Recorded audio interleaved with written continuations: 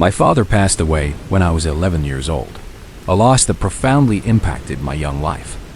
His death occurred in the quiet, somber month of December, casting a long shadow over the holiday season. Every summer, before his passing, we used to embark on a special trip to a charming little town that housed a truly unique porcelain doll museum. I adored going there, spending hours wandering among the delicate figures, hand in hand with my dad. I had several dolls of my own, a cherished collection, but the one I loved the most was a particular doll that strikingly resembled an Indian girl, complete with 2 long braided strands of dark hair. I kept her on a shelf in my bedroom, a shelf that faced my bed. I always made sure she was pushed snugly into the corner, a place of safety and prominence. I had possessed this doll for 3 or 4 years, never once touching her, only admiring her from a distance, her serene painted face a comforting presence in my room. As I mentioned, my father died in December. Fast forward about half a year later, and it was June, the beginning of the long, lazy summer holidays. I was lying on my bed, my laptop resting on my stomach, chatting with my friends online. It was past midnight, the world outside hushed and still. Both my bedroom door and window were open, allowing a gentle circulation of the cool night air, but there was no wind to speak of, not even a whisper. The silence was almost absolute. Then, without any warning, the doll suddenly fell to the floor. The sound, though not shattering, was startling in the profound stillness of the night, a sharp, unexpected noise that pierced the quiet. I was immediately startled, my heart leaping into my throat, but also confused, because despite the height of the shelf, the doll had not broken. The shelf itself was quite high, standing about 1.7 meters off the ground, a considerable distance for a porcelain object to fall without damage. The sheer unlikelihood of it filled me with a strange dread. My first instinct, a primal reaction to the unknown, was to pull my blanket over my head, burying myself completely, and then I simply turned off the light, hoping that if I hid, the unsettling event would somehow dissipate into the darkness. I wished for sleep, a desperate escape from the lingering unease. The next morning, the first thing I did was check on the doll. She was still on the ground, lying face down, exactly where she had fallen. I began to try and rationalize it, to piece together how such a thing could have happened. The doll was positioned on the shelf in a way that protected her from drafts, even if there had been any wind, which there was not. Furthermore, there was a 40-centimeter empty space in front of her on the shelf, an open expanse that should have prevented any accidental nudges from sending her tumbling. The more I considered it, the less sense it made. A tremor of unease began to ripple through me. I got up, my hands shaking slightly, and slowly approached the fallen doll. I sat on the floor, my eyes fixed on her, and cautiously picked her up. To my relief, she appeared completely intact, not a crack or chip on her delicate porcelain. But then, I noticed one thing, a detail that sent a cold wave through me. Her left braid, the long, dark braid that had always been perfectly woven, was cut in half. It was not torn, not frayed by a clumsy fall. It was precisely cut, as if by a sharp, clean blade. The discovery solidified the unsettling nature of the incident. I quickly, almost violently, put her away, shoving her into a box, and never touched her again. I did not even take another look at her, the sight of her now imbued with a chilling memory. To this day, I still do not truly understand what happened. For a while, in my innocent grief, I tried to convince myself that it was my dad, somehow trying to comfort me from beyond. It was a comforting thought, a way to connect with him. But as I grew older, that explanation seemed less and less logical. It began to feel almost contradictory. Why would my dad, who loved me the most, who had shared that special museum with me, try to hurt my favorite doll? Why would he damage the one thing that held such sentimental value, something that brought me joy and a connection to him? The question lingered, an unsettling paradox that chipped away at any comforting explanation. The memory of that cut braid, a silent, inexplicable act, remains with me, a chilling reminder of an event that defies logic and continues to haunt my thoughts. The porcelain doll, once a cherished possession, became a symbol of something deeply unsettling, something I could never truly understand or forget.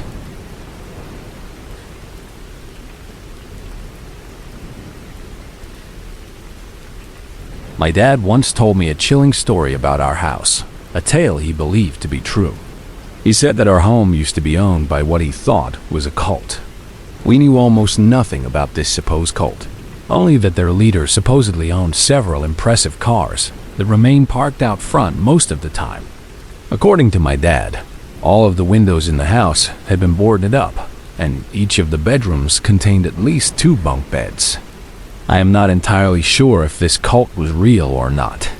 My dad could have just told me that to scare me, a mischievous twinkle in his eye.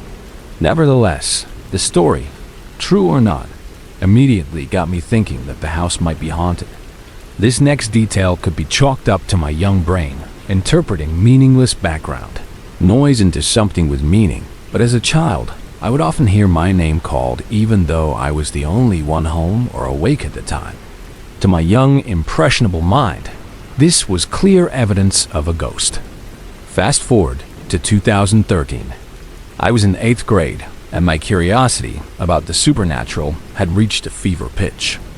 I wanted to definitively test whether my house was truly haunted or not. So, I painstakingly constructed a homemade Ouija board, determined to try and communicate with the other side. I asked if anything was there, and the shot glass, which served as the pointer, moved slowly, deliberately, to yes. I then asked for its name, and it moved to the letter R and stopped. I was left with the distinct impression that its name was Rebecca. I asked if they were part of the cult, but the shot glass did not move.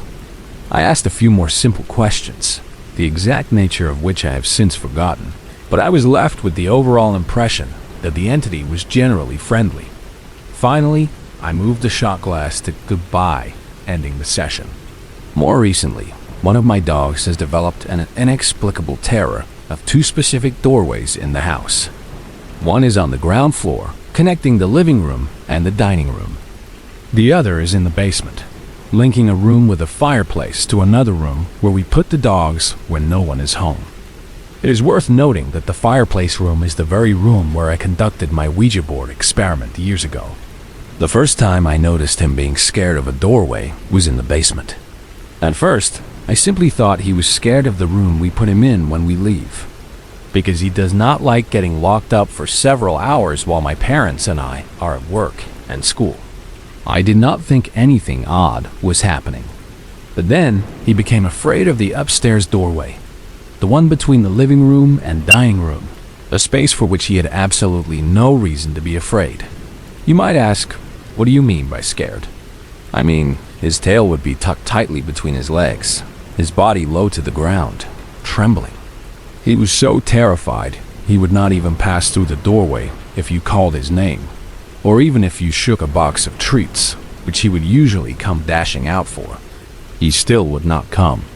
The first time I noticed this behavior upstairs, I picked him up and walked close to the doorway.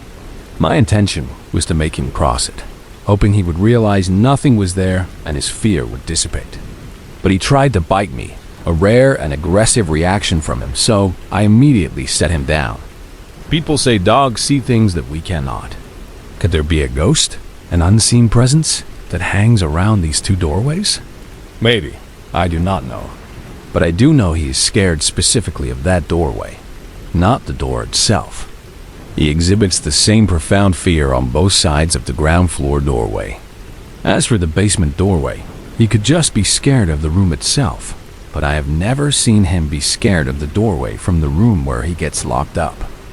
The times I have seen him scared of the basement doorway were at night, which would not make sense if he was scared of getting locked away, as we do not lock him up at night. While I have yet to personally experience his fear of the upstairs doorway, I have experienced his fear of the basement doorway. When I was little, there used to be a television in the dog room in the basement, where I would play my video games. I usually played at night, and when it was time to go to bed, I would sometimes be overcome with a profound fear as I passed through that very doorway.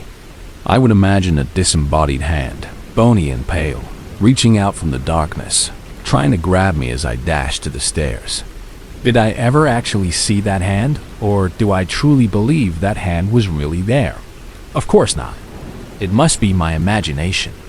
But that doorway gave me the creeps when I was little, a feeling that persists to this day.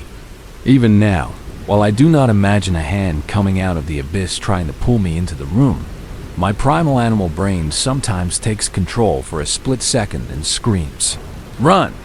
as I am going upstairs, before my adult brain chides myself for being such a child. I have also experienced sleep paralysis a number of times. As anyone who has had sleep paralysis will tell you, haunted house or not, sleep paralysis is one of the most terrifying experiences you will ever have, even if it lasts less than 30 seconds. Two of these experiences stick out vividly in my mind. I will start with the first, less scary event. I had been having trouble getting to sleep for the past few nights, so my brother gave me some sleep aid. I went to sleep almost immediately and slept soundly for a few hours before suddenly waking and finding myself completely unable to move. This was my very first episode of sleep paralysis, and simply not being able to move was the most terrifying thing I had ever experienced. After I got over the initial shock, I looked around my room and saw dark figures standing in my closet, silently watching me. This went on for a few seconds before I miraculously regained my ability to move, and the figures vanished. I stayed up the rest of the night, as I did not even know that sleep paralysis was a thing, or that hallucinations often accompanied it. Now, when I have sleep paralysis, I am incredibly scared during the episode, but immediately afterwards, the fear is gone. And I usually cannot even remember what I saw the next day, just that I had sleep paralysis and either had a hallucination or I did not. My second sleep paralysis story is unlike anything I have ever experienced before or since. I fell asleep and woke up in the middle of the night to find I could not move. This time, however, I heard something. Maybe I am making a mountain out of a molehill here, but I never heard things in my sleep paralysis before or since this incident. I heard what sounded like a baby giggle. Think of the cheesiest evil child giggling sound effect from a low-budget horror movie you have ever heard. And that is precisely what I heard. And it only gets worse. Usually, I sleep on my back, which just so happens to be the most optimal position for sleep paralysis. But that night, I was sleeping on my side, and I felt something breathing on my neck. Just like hearing things, I had never felt something during one of my episodes that was not actually physically there. On top of that, there was again a dark thing in my closet, but this time, it came out, walked right up to me, and crouched down so that we looked at each other in the eyes. Then, I regained control of my body, and it disappeared. And that is all I have worth sharing about that. I have always been a skeptic of the paranormal, and though it has always interested me, I have never truly believed in it. Even though my own experiences could be easily debunked. The Ouija board stuff could be idiomotor response. Animals behave rationally, and trying to understand why they do things is often fruitless, and my sleep paralysis experience could just be my imagination. I am not sure you will believe this is evidence of the paranormal or not, but I have always wanted to share my experience of the strange. I hope you appreciated my story.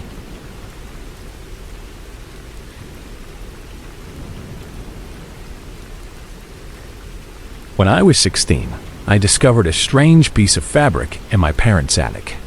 It was a sheer yellow material, but I thought it might be a tapestry, with faint white fish-like shapes woven into it. It was summer, and my room had a tendency to get very hot, so I ended up using this fabric as a lightweight blanket of sorts. My parents had no recollection of it, or why it was in our home in the first place, which was a little odd.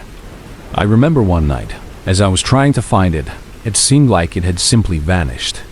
I did not really think much of it at the time, assuming perhaps my mom had simply misplaced it when she washed it.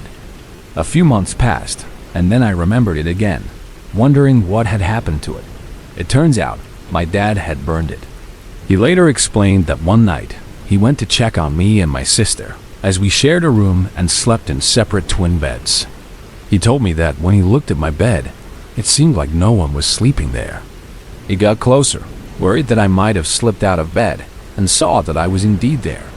He said the closer he got, the more he noticed it looked like I was wrapped in pitch-black darkness, which really freaked him out. My bed was positioned against two large windows, and I purposely had very sheer curtains so that the moonlight and sunlight would brighten my room. But somehow, with the moonlight shining directly through the windows, I remained to look like an oppressive, dark shadow. My dad, unnerved, gently removed the blanket off me to make sure I was not passed out underneath it. He said he later looked at the blanket to understand why a sheer yellow blanket would create such an illusion. He then described how the white fish shapes did not look like fishes at all anymore. He described them as looking like the skeletons of fishes, with something inside their bellies trying to get out. A disturbing, almost alive quality to them. That is when he decided to burn it. Honestly, I do not know what to think to this day. I never felt anything wrong with the blanket itself. I really think my dad was just being himself, as he is a man of strong faith, and around that time, he had been listening to a sermon about objects being able to retain spirits. Matthew chapter 8, verses 24 through 34, is what I remember him bringing up, referring to a biblical passage. I am just wondering if anyone else might have experienced anything like this. I am not sure if the blanket was cursed, but whatever my dad perceived, it was enough for him to burn the thing. Then again, my dad can be very extreme when it comes to certain things. I would just like to know someone else's thoughts.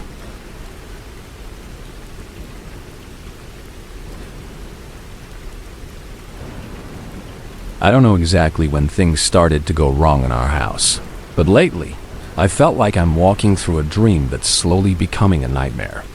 It's not just one thing, it's everything. Small details at first, but they've been stacking up, creeping in around the edges of normal life. And now I feel like I'm constantly on edge. I keep telling myself it's nothing, but I can't shake this feeling that something is deeply wrong. My cousin, Tara, came over a few days ago and joked that we probably have a ghost. She laughed when she said it, but the idea stuck with me more than it should have. Not because I actually believe in ghosts, I don't, or at least I didn't, but because I can't explain what's been happening. Not logically, anyway. It started with the food. Our refrigerator, which had always worked perfectly fine, began to behave off. Everything inside started going bad. I don't mean just a little spoilage here and there. I mean everything. Yogurt that had months left on its expiration date was suddenly thick with green fuzz. Vegetables were limp and rotting. Meat we had frozen weeks ago came out slimy and sour smelling. I double-checked the temperature. 36 degrees Fahrenheit, exactly where it should be. I cleaned the fridge, thinking maybe something had spilled or contaminated the shelves, but the problem didn't go away.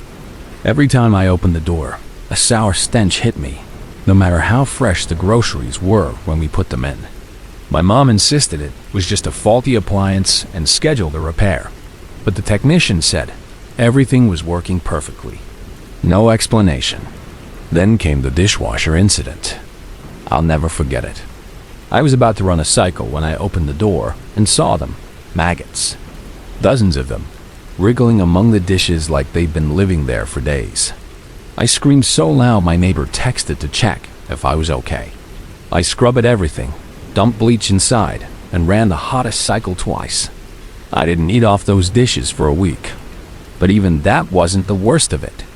The worst thing is the footsteps. Soft, deliberate, and slow. They come at random times, mostly in the evening when I'm alone.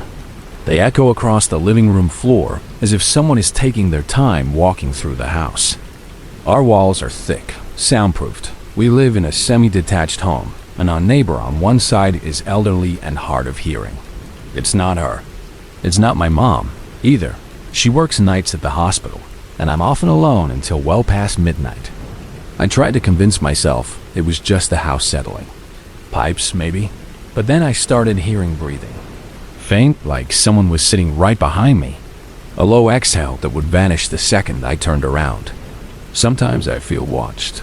Not just in the way you do when you're being paranoid, but like there's something present, something just barely out of sight. I haven't told my mom the full extent of it. She already works too hard, and I don't want to worry her unless I'm sure. But I've noticed things even she can't ignore. Like the cats. We have two, Mittens and Oreo. Usually cuddly and curious, they've both been acting out of character. They refuse to go near the pantry. At first I thought maybe a mouse had gotten in, but when I opened the door, I started moving things around to check. Both cats hissed and ran into the other room. The more I emptied the pantry, the more distressed they got. It wasn't the food they were reacting to. It was the space itself. Their ears pinned back, their fur bristling. I've never seen them act that way before, and I can't help but think it all started after the dolls came. About 2 weeks ago, my mom stopped by a local thrift store and came home carrying a box of antique porcelain dolls. She was thrilled. Said she got the whole set for under $20. I remember how excited she looked as she unpacked them, 8 in total. Delicate painted faces, hand-stitched dresses, glassy eyes that seemed too real. She set them up on a shelf in the hallway outside my bedroom. I didn't think much of it at first. I've never had a fear of dolls, not even as a kid. But something about these ones, I don't know. They didn't feel like toys. They felt like watchers. Especially the one in the blue dress. Her eyes are pale gray, almost white, and no matter where I stand, they seem to follow me. I started keeping my bedroom door closed at all times.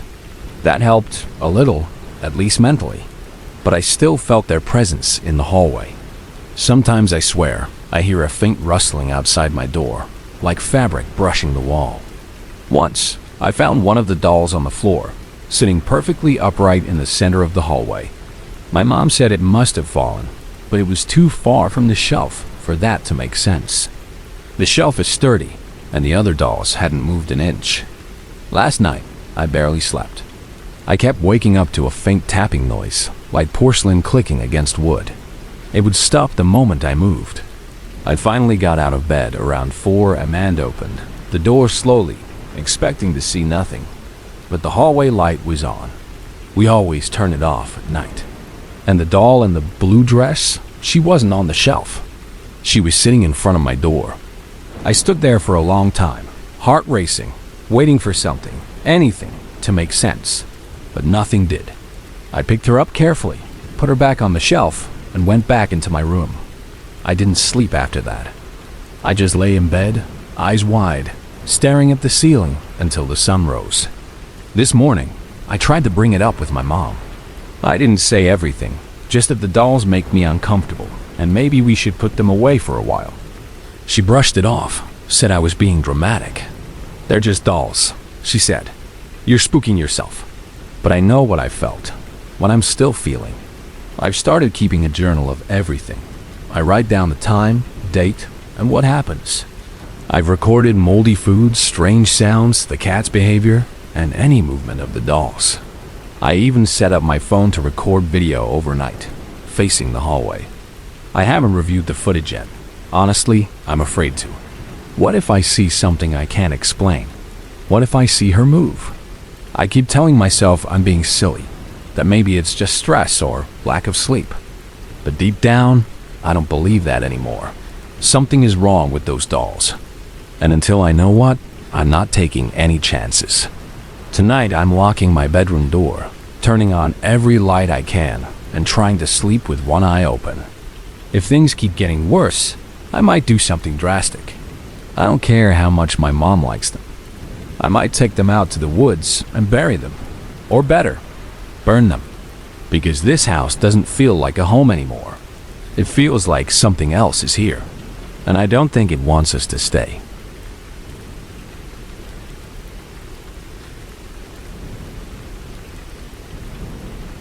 I had missed the last bus home from a friend's house, so I walked home one night. It was not too far, and I was texting my boyfriend, keeping him updated so he knew I was safe. About 20 minutes into my walk, I heard what sounded distinctly like a chain link fence being shaken rather hard. I turned around to see no one. It was late, and I knew the sound could have been coming from a neighboring street, so I tried to brush it off, and kept walking. Not even 5 minutes later, I felt something like small pebbles hitting me in the back. I turned around, and again, there was no one there. The feeling was chilling, a distinct sense of being targeted by an unseen force. A month later, I had gone home sick from work one night. It was around 10 o'clock in the evening, and I was lying on my bed, watching videos on a popular online platform, when I distinctly felt a cat jump up onto the bed. Suddenly, I remembered that both our cats had been let outside. We lived on a main street above a dairy that had a dog, so we would wait for the dairy to close at 9 o'clock in the evening, and the owners to leave before letting the cats out, simply so they did not have to deal with heavy traffic. We had moved from a very quiet suburb, and this meant they would not get spooked and freeze in the middle of the road, especially since we knew that the street was prone to traffic accidents. Sure enough, there was no cat on the bed, even though I could still distinctly feel one walking across the mattress, its weight pressing down. I later told my boyfriend, who simply shrugged it off as my imagination. Later that same night, I went to the bathroom. On top of the toilet cistern, there was a small candelabra and an air freshener bottle. They had both sat there for months without any issue. However, as I went to flush, I watched the air freshener bottle slide across the cistern and balance precariously, with the majority of the bottle hanging over the end, before going crashing to the ground. I replaced it, walked out of the bathroom, and stood in the hallway, swearing to myself in exasperation. My boyfriend had just gone to bed, so I let him have his quiet room to sleep. I sat at the computer, and after maybe an hour, my backpack, which had sat in the same place for a few weeks without any problem, and which had not been touched for or since, fell over and spilled its contents across the floor. The odd thing about this is that it fell in the opposite direction to the angle that it should have been leaning. Around 3:30 in the morning, my boyfriend went to the bathroom. I heard a distinct sound, then him swearing, just as I had done previously. He came back into the bedroom, his face ashen, and he said, "I believe you now." The next morning, I was preparing to leave for work when I heard a loud exhale from over my shoulder. I was alone, and for once, I did not have music playing. That night, I had finished work and done grocery shopping, and it was not until I was letting myself into the house that I realized I had forgotten to buy a light bulb for the hallway. As I went to go around the corner to the kitchen, I kicked something rather solid but soft. I quickly dumped the bags and flicked on the kitchen light to find out which cat I had kicked, to apologize, and I saw no cat. But I heard a distinct meow from my bedroom as I turned around, and I saw both cats come out of it. Now, before you jump to conclusions, after nearly a year of only going outside at night, the cats had become rather plump and lazy. If either of them had run away from me, I would have heard their little feet scamper down the hall. They came and rubbed against me, and then meowed to be let outside, which is obviously not the behavior of an animal that has just been stepped on. So I did that, put the groceries away, then went to tell my head tenant what had happened over the last 24 hours or so. I've been haunted before, and I knew that was a lot of activity for something that had just started. Early hours of the next morning, I got up to use the restroom, and when I went back to the bedroom, my boyfriend was completely freaking out. He said he thought I was still in bed, as he could feel someone laying next to him. He also had very bad dreams that night, but could not remember them well enough in the morning to tell me. The next day, I was getting ready for work.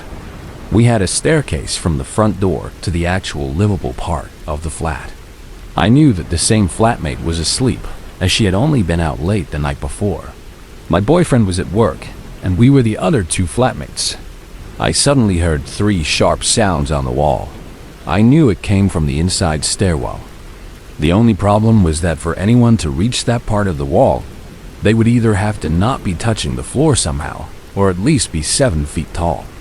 This woke up the head tenant, who came to ask me what the hell I was doing, as the sound had awoken her. I told her where the sound had come from. She apologized and then said that she was going to make some morning sigils for the house, since she was a practicing Wiccan. And no, it was not something that she had summoned during the ritual. as she had not done anything for about a month at that point. About a week later, I was playing with one of the cats in the hallway when I heard something scrape across the bathroom floor. Even the cat seemed freaked out by the noise. He put his hackles up and started hissing and spitting, backing away from the room. I was the only person awake in the house at that point, and being late at night, the dairy downstairs had long since closed. Early the next morning, I was putting my boots on when something rather violently shook my chair. I was glad I was about to leave for work. And again, a gap of a few days, and I am getting ready for work. I see a little orange and white paw poke out from under the chair. Thinking it was one of my boys asking for attention, I reach down to pat them, but there is nothing there. I look around the flat. One cat is asleep on the bed. The other I hear meowing from the hallway. The cats are large, and as I have mentioned previously, could not move that fast. A few days later, it is 3 o'clock and 5 minutes in the morning. I go to the toilet, go to the kitchen, and feed the cats, wash my hands, and as I am going back to my room, the bathroom tap starts running. I was the only person awake, and I had not been in the bathroom. It was quickly getting over 3 in the morning in that house at that point, and about a week later, it is mid-afternoon, and I feel something clawing at the computer chair. Both of the cats are asleep in different parts of the bedroom. A few weeks managed to pass with no noticeable activity, but then one day, I had decided to do some baking and clean the communal areas of the house. I had put the mop head on the floor in the laundry because I had been using the tub for something, and since people were asleep, I did not want to knock it and make lots of noise. I was in the kitchen doing dishes and dancing around when suddenly, I hear a loud clanging noise from the laundry room. I went to see if the cats had knocked something over and found the mop head in the sink. I still cannot figure out how something gets from the floor to not the floor. 2 days later, I am up late as I have work the next day. I was watching videos and heard a noise in the background. I thought originally it was part of the video, but when the video ended, it could still be heard. It was the sound of running water at 4:15. I was the only person awake again, and no one had been up for over an hour. I could always hear people when they moved around the house, as all of the doors creaked. I went to the hallway, and the sound got louder. I followed the noise. The cold tap in the bathroom was running at full force.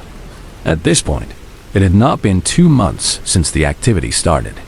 I am terrified to leave my room between 3 and 4 in the morning, and any time I do, my stomach ties itself in knots.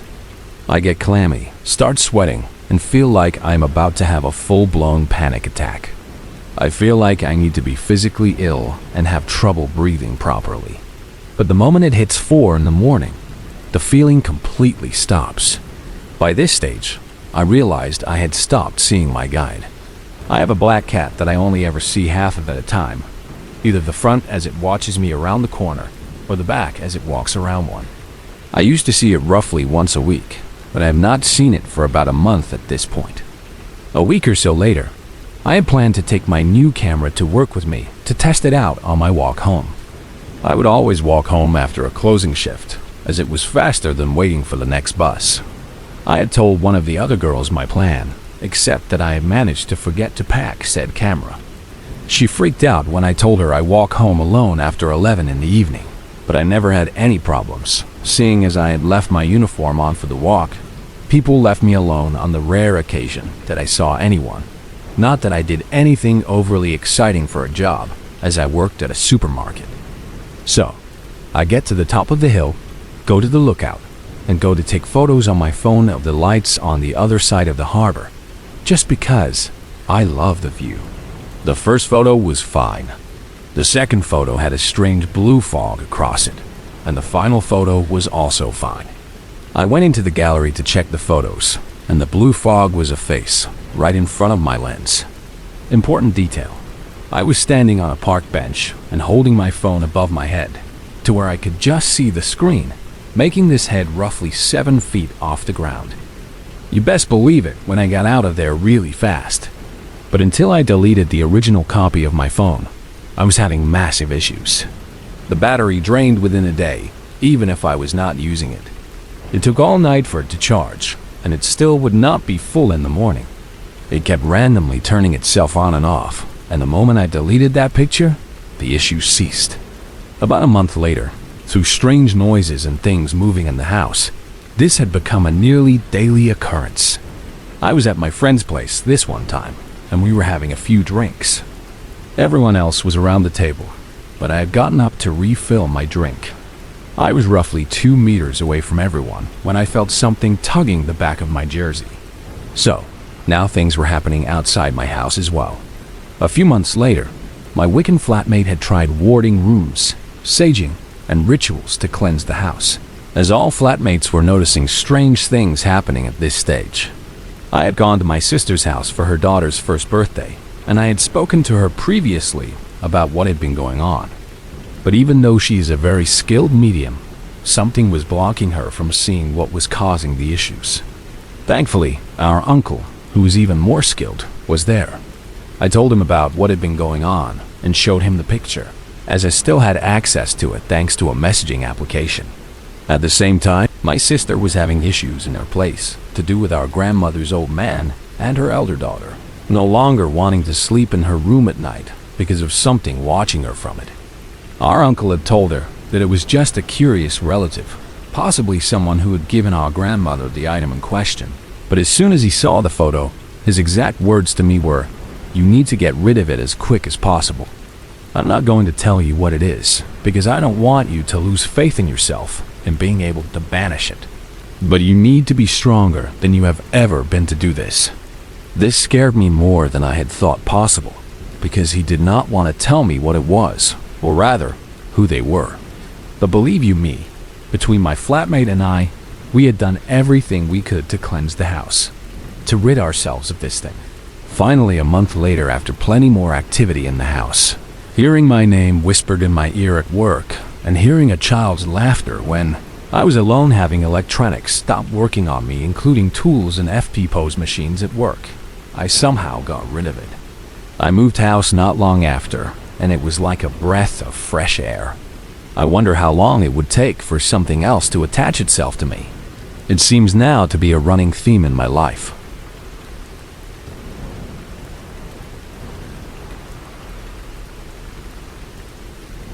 I was going to my sister's graduation at Binghamton University, and my family rented out a well-priced Airbnb for 2 nights. It was the only one that had 5 bedrooms, a necessity for my extended Chinese family. It was a Victorian-era house, completely decked out with Victorian American aesthetics. Trinkets adorned every surface. Paintings of serious-looking children hung on the walls, alongside photos of even more serious children. Ornate floral wallpaper covered every surface, and there were dolls, many dolls. We were picking out bedrooms, and no one in my family wanted the room with the creepy dolls. I am not particularly superstitious, and I had not seen the room, so I did not understand the gravity of the situation. So, I casually said, "Sure, I'll take the room with the dolls." You can probably see where this is going. As midnight approached, I began to feel tired, even after being energized by a tiny bite of baklava and an espresso. So, I was the first to go to bed. I went into the room and saw the dolls. They were all locked inside a large glass case, and every single one of them was facing the bed. Don't be silly, I thought, trying to reassure myself. You're a brave trans girl, and they're probably more afraid of you than you are of them, because you're something they've likely never encountered before. Silly thoughts, a desperate attempt to laugh off the growing unease. I decided to take out my black, ebony-handled, open pocket knife and slept with it on the nightstand, hoping to have some protection. I watched online videos for a while, then turned off the lamp and went under the covers. I could feel the dolls staring at me, their glass eyes fixed, but my rational side told me it was all in my head, a trick of the mind. By 3 o'clock in the morning, I was in a semi-conscious state, slipping in and out of pure unconsciousness. While I was in this dreamlike state, I was acutely aware of everything going on around me. The dolls were staring. Were they next to me? I was afraid to open my eyes. I blinked, trying to reassure myself, thinking, it's okay, I have protection. I did not dare look at the ebony-handled knife on the nightstand. I was afraid I would see a doll next to me. Then I remembered, statistically, armed victims of assault tend to have their weapons taken away and used against them. And I thought, my gosh, I'm going to get stabbed. Then I heard vividly a playful, childlike voice. It said, "It would be my heart's desire." I immediately became fully alert, like a robot rebooting after being in low power mode, adrenaline rushing through me. I heard a high-pitched ringing in my ear as my awareness went from 0 to 60 in a split second. I stayed like that, frozen and terrified, until the sun started to rise at around 5 o'clock in the morning. That was when I finally fell asleep, a desperate, exhausted surrender. When I woke up, I dreaded having to sleep there again for yet another night. The next night, I thought, you know what? Violence begets violence. So, I slept with my pocket knife in my bag instead, removed from easy access, a different strategy. And I fell asleep, and miraculously, I slept through the entire night.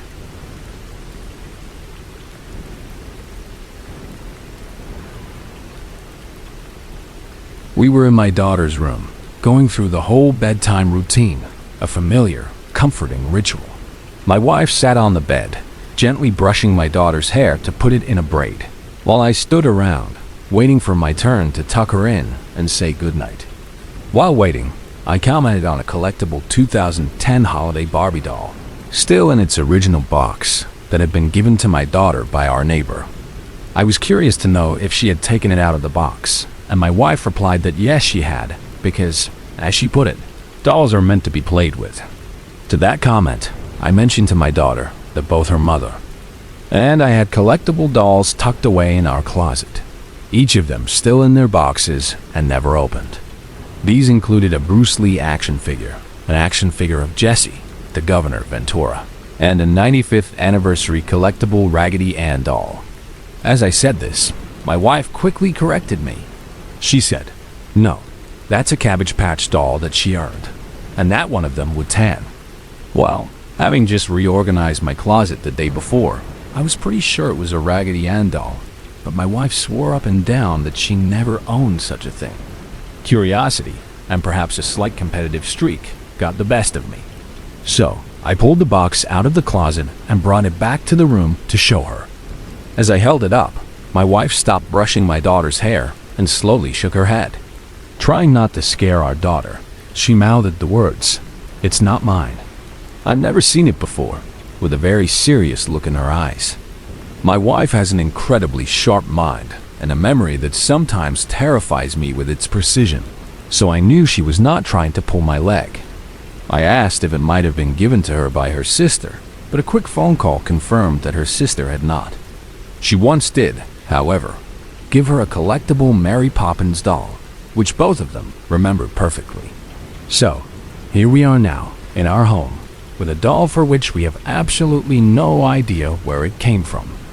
I thought I had chills already running down my spine at that point, until I realized the doll was coincidentally the same type as Annabelle the infamous haunted doll, which spawned numerous horror movies and is now reportedly kept in the Ed and Lorraine Warren Occult Museum. It is probably nothing, I tell myself, but seriously, we both freaked out. My wife does indeed have a Cabbage Patch Kid tucked away in another closet, but it is definitely not this one. The unexplained presence of this doll, its unknown origin, has left us with a lingering sense of unease.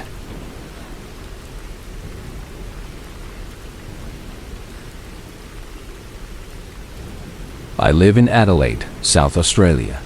I moved to the city from a small country town with my partner, Mrs. Bradiccar, roughly 10 years ago now. We moved into a small 2-story townhouse with another friend. It was a really nice place, clearly an older building, but the interior had been modernized, giving it a fresh, contemporary feel. Everything started off normally. Our friend took the master bedroom, which came with a spacious walk-in wardrobe, while we took the room next door. Both bedrooms and a bathroom were located on the second floor. Under the stairs downstairs was a small broom cupboard. We did not use it much at first, because for some reason, it was extremely cold in there. Nothing, Not even a heater could warm it up. We assumed there must be a hole leading to the outside somewhere, and simply left it at that, a curious but not alarming quirk of the old house. It was about a month into living there when the first truly weird thing happened. I was home alone, sitting downstairs with the television on quietly while I read a book. Suddenly, I distinctly heard my name being called out. I looked at the television, thinking that someone on the show must also be named what my name is. But no, nobody on that particular episode of called that. Out of sheer curiosity, a prickle of unease beginning to form, I turned the television off and listened intently. Nothing. So I figured it must have been my imagination, a trick of the mind. Then, I went to turn the television back on. As I pressed the power button, I heard my name again. The voice was definitely coming from upstairs. I had believed in the paranormal ever since I was a kid, due to other experiences, but this incident really got my hairs on end. I called Mrs. B and asked when she would be home. "Not until tomorrow," she replied. "I'm staying at my mom's tonight." Our other housemate was also away. I turned the television back on, raised the volume significantly, and found some blankets. I covered myself in the cold comfort of the blankets and slept downstairs that night. The name-calling continued on and off for a few months, but our other housemate never seemed to hear it. In fact, she did not believe in anything paranormal and thought I was simply making it up. Mrs. B, however, did believe, and she agreed there was something else in that house. Not long after, our housemate moved out, and we took over the master bedroom, the one with the walk-in wardrobe. A few days later, a handyman came to install a television antenna plug on the wall downstairs. To get the wires through the wall, he had to access the crawl space upstairs. It was around lunchtime, and we had an awesome takeaway place just around the corner. I let the guy know I was ducking out for 10 minutes or so to grab food and left him in the crawl space. When I got back, I found him downstairs, looking confused. "Did you come back 5 minutes ago and call my name?" he asked. No," I said, my blood running cold. He explained that he had heard the door open and close, and that his name had been called. He chalked it up to our next-door neighbor, a perfectly rational explanation, but I knew that was not it. The sheer terror began about a week after that. I came home from work at about 8 o'clock in the evening. Mrs. B was working late and would not be home until midnight. But when I walked into the back door, I distinctly heard her call my name from upstairs. I called back that I did not think she would be home yet and made my way up. Opening the bedroom door, I instantly realized that it was not Mrs. B who had called me. A wave of pure hate burst from that room and hit me like a ton of bricks. Never before, and never again, have I felt a presence like that. Whatever the hell it was, it did not like me at all. I quickly got changed, my hands trembling, and took a look around the room. The walk-in wardrobe had a white curtain for a door, and I always closed it every morning when I left the house. It was wide open now. I raced back downstairs, left the house, and went straight to the pub, waiting for Mrs. B to finish her shift. I met Mrs. B at home once she finished and told her what had happened. She did not believe me at first, dismissing it as my imagination. But when she saw how truly terrified I was of our room, she realized I was not lying. The intense feeling of hate in the room was gone by the time she arrived, but I could still feel something, a lingering presence. We went to bed, and I closed the curtain of the walk-in wardrobe. I swear I could feel eyes on me. I slept on the side of the bed furthest away from it, pressing myself against the wall. And in the morning, the curtain was wide open again. We lived in that house for a few more months, and I never experienced this same intense feeling of hate again until our final day in the house. But there was still something there, something that did not want me. I put all my clothes in the spare room so I would not have to go into the walk-in wardrobe, because that is where whatever it was felt strongest to me. It was also the location of the crawlspace hatch, a dark, hidden access point. Friends have heard the voices calling out sometimes, but no one else felt the oppressive presence like I did. The day we moved out, I was the last one there. systematically checking over all the rooms and locks for the last time. As I did, I heard my name again, clear and distinct. I shivered, but this time, I ignored it and kept doing what I had to do, focusing on the task of leaving. I checked the very last lock and walked out of the house for the last time. I got into my car, looked up at the master bedroom window, and I swear, without a doubt, there was a woman up there, glaring at me. That feeling of pure hatred hit me for the very last time, intense and unmistakable. I slammed my foot on the accelerator, floored it out of that street, and never looked back. Mrs. B, to this day, does not believe me about that final sighting, because she did not see it. I can appreciate the need of seeing to believe, but I know what I saw, and I hope I never see it again.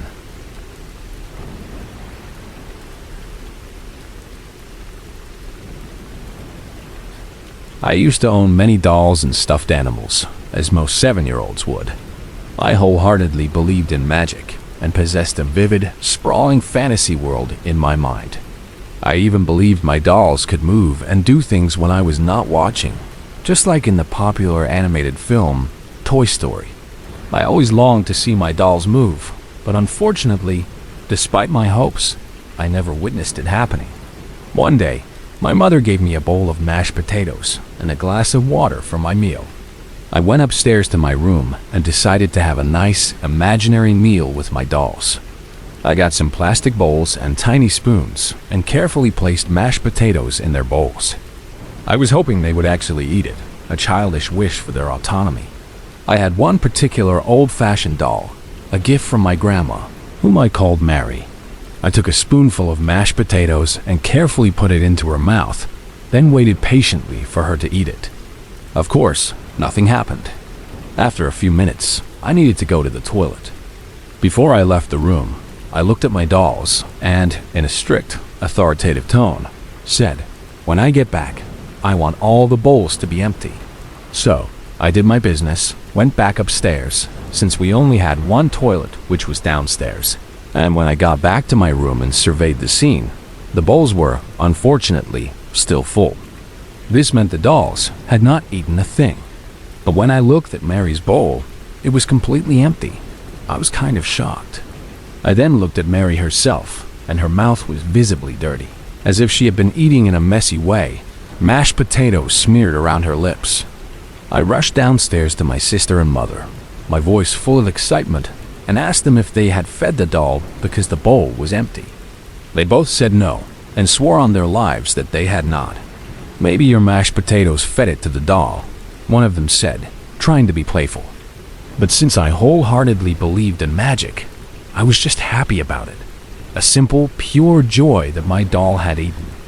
This was not the last time I witnessed Mary acting unusually. One time, I placed her carefully on my bed before I went on vacation to Morocco. After 6 weeks, when I arrived back to the Netherlands, I saw that Mary was no longer sitting on my bed. Instead, she was sitting on my trash can, and her body was facing the wall. But her head was turned 90 degrees, so that her head was facing me. My mother, trying to rationalize it, simply said, "You must have put her there before we left, and you just forgot." That was weird, I knew, but again, I had no proof. It was not the last time she did anything unusual.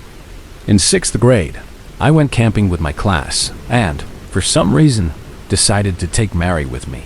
We made a huge campfire where we were eating marshmallows and telling stories. I took my doll out of the bag and, in a sudden, impulsive act, threw her into the fire. Everyone was confused, staring at me with bewildered expressions.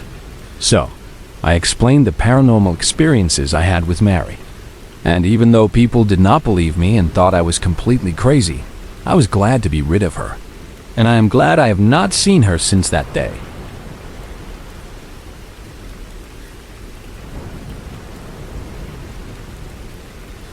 This story takes place when I was a little boy, maybe 8 or 9 years old, living on my old property.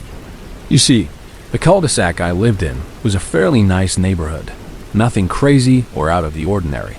My room was across from my parents', just down a long hall and next to my sister's room. My brother and I shared rooms in a bunk bed. Everything was fine until my sister reached her teen angst phase. Then came the doll. It was a creepy-looking porcelain doll with a black tutu and a punk rock kind of motive, and she absolutely loved it. She had gotten it from her godmother, a woman we no longer speak to. My brother, my mom, and I never liked the thing because it gave us the creeps. But hey, it was her doll, and we respected her choice.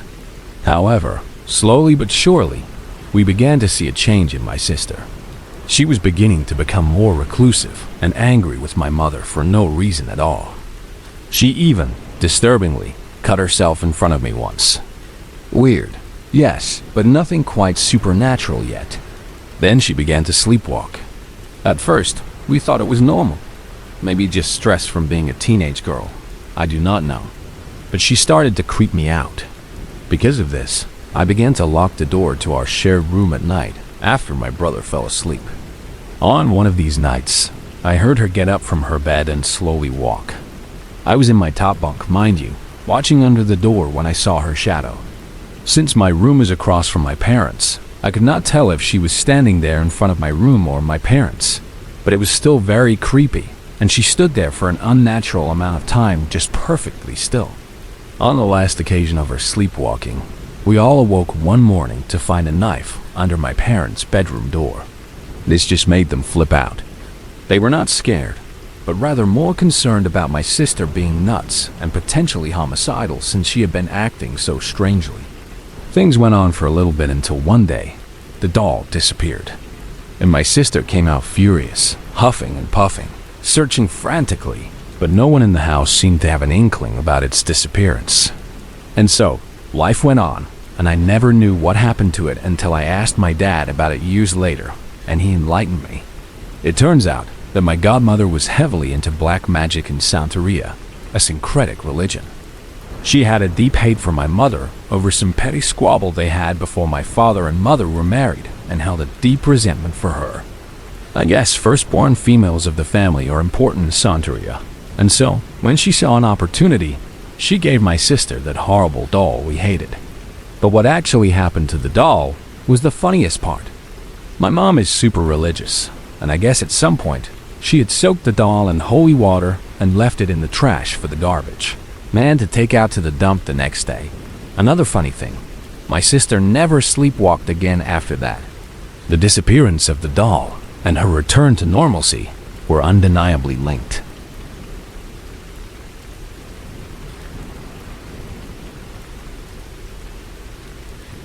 I grew up in a house that, looking back, was undoubtedly haunted. It was a pretty old place, a relic from a bygone era. It still had horsehair insulation, a common feature in antique homes, and the walls were adorned with that heavy velvet damask wallpaper, patterns that seemed to shift in the dim light. The basement had a dirt floor, a primal, uninviting space. Upstairs, there were crystal doorknobs, sparkling remnants of elegance, and curious cubbyholes that allowed you to crawl from one room to another, hidden passages that felt both playful and eerie. The bathroom boasted a really nice clawfoot tub, a touch of antique luxury, along with an awesome wood stove that cast flickering shadows in the evenings. The house was big enough that it had both a front and a back staircase. The front staircase was truly ornate, with intricate carvings and polished wood, while the back staircase was basically just plywood, stark, and utilitarian. Okay, now that you have a visual on what our family's experiences were like, I can begin. When I was very young, I became acutely aware of the strange noises and actions happening around me. My parents, however, would always dismiss my observations, telling me it was all in my head, a product of a child's imagination. The older I got, the more I began to doubt their reassurances, starting with the everyday and nightly experiences. We would hear distinct footsteps, pacing up and down every night, mostly on the creaky back staircase. There would be low sounds on the walls, taps on the windows, as if someone was gently knocking. Items would sometimes be moved or inexplicably crash onto the floor. But the scariest of all were the gentle, persistent scratching noises coming from directly under my bed, and the undeniable feeling of someone sitting on my bed, pressing down on the mattress right beside me. I began wrapping my blankets over my head, creating a makeshift fort and blocking my ears with my fingers, a desperate attempt to shut out the terror. Around the age of 10, the activity became noticeably more intense. Doors were opening and closing on their own, with enough force that it was definitely not a mere draft. It sounded like someone slamming them shut. One memorable time, the silverware drawer in the kitchen was completely pulled out and smashed to the floor when everyone, including my parents, was in the living room, far from the kitchen. I also began feeling not so much a tug on my hair, but like someone was specifically lifting up individual strands. At this point, my little brother, who was 6, and I, at 10, had been sharing a bedroom. All the rooms in the house were huge. My dad had built me my very own room that was previously attic space, but on the same floor as our old bedroom. It was enormous, more like a living room with a bedroom around the corner. Every few days, I would be in bed and clearly hear my door creak open, someone walk over to my bed, and then sit down heavily on the mattress. It was terrifying. I still reverted to my usual technique, blankets over my head and fingers in my ears, hoping it would make the presence disappear. The sound on the walls, which had been low sounds, started to become louder and faster, more insistent. The sound under my bed seemed to become a bit more violent, less a gentle scraping, more aggressive. My parents, despite the escalating nature of the events, still dismissed our fears, attributing them to vivid imaginations or shadows. When I was around 11 or 12, the activity became even more intense, more pervasive. I had to babysit my little brother almost every day during the week. This was back in the day when televisions had physical knobs to change the channel. We would be in the living room, watching television, and the knobs would visually turn by themselves, completely unassisted. Sometimes only a few channels over, and other times, fast through a whole bunch of channels, as if someone was rapidly flipping through them. Like my parents, I tried to downplay it to my little brother, and simply took him outside to play kickball or hide-and-seek with the neighborhood kids. They had already told me the rumors about the house, and would hardly ever come over, preferring to play outside our property. The most notable experience from this period occurred when I was walking down the back stairs. A strand of my hair was suddenly tugged hard, and I heard distinct breathing right in my ear, a cold, close breath. I grabbed my brother's hand and, without a word, went across the street and waited in the pouring rain for my parents to get home. Ironically, where we waited was an entrance to an old cemetery, but I do not believe it was related to the haunting. The older I got, the more aggressive the phenomena became. Television knobs still being turned, curtains moving, steps up the stairs turning into heavy stops. The way this escalated to me was through the phone cord. It was one of those extremely long cords stretching across the kitchen.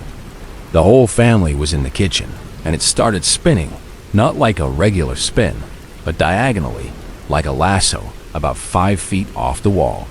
My parents downplayed that too, but by then, it did not matter. I started to become desensitized, almost numb to the fear. Going into 5th grade, I acquired a new best friend. She would come over, and it turns out, we were both really into the supernatural. A particular movie, Watcher in the Woods, was our favorite. I ended up telling her about the house, and we came up with a brilliant plan to buy one of those Hasbro Ouija boards. Candles were lit, the atmosphere was set, never even thinking it would actually work. And I do not remember if I actually did get it to work by myself, but one day, while babysitting, I had my innocent little brother play with me. The board immediately worked. My brother was freaking out, but I kept on going, driven by a morbid curiosity. I do not exactly remember the exact questions, but some of the answers that came through were chilling, including, "Kill John," referring to my little brother. My addiction to all things horror movies and books led me to believe I had to burn the board. I took it out to the side yard and tried to burn it, but it just scorched a little bit, failing to be consumed by the flames. My father asked why there was a huge pile of burnt leaves and sticks, and I told him why. He got really serious. He dug the board out of the sticks and leaves and tried to burn it himself on the wood stove. It's still just scorched, but more charcoal-like, resilient to the flames. So, he threw it in the trash. After that, things did not get much worse, but they became different. I had a huge double closet filled with metal hangers. The sound of them clanking against each other, like a hand sweeping over them, became a new, constant source of scare. I reverted to my usual finger in ears and blanket overhead technique, but then I started getting angry. I was so sick of being scared. I started yelling at whatever it was to leave us alone whenever it happened, yelling that I was not afraid anymore, telling it to piss off. I had a game most people will not remember called Boggle. It was a cube of letters, and you shook it up and tried to find as many words as possible. One day, I set it in my living room and arranged the letters to say, "Go away." Before bed, I woke up to the words being scrambled to say, "hump." Gross, I know. Everything ramped up. Louder knocks, heavier sitting on my bed, and more frequent visits into my room. But by then, I did not care. I knew it sounded weird, but I started calling it out before I went to bed, and even to wake me up at certain times. And it actually did, with more gentle sounds by my bed. When something visual happened, I would tell it to cut it out. It did not really listen that much, but it did occasionally. At the end of that experience, by the time I started fighting back, we moved.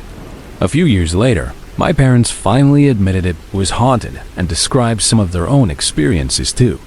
I am still drawn to that house, and I am dying to walk through it again, just to see if it remembers me. Weird, I know.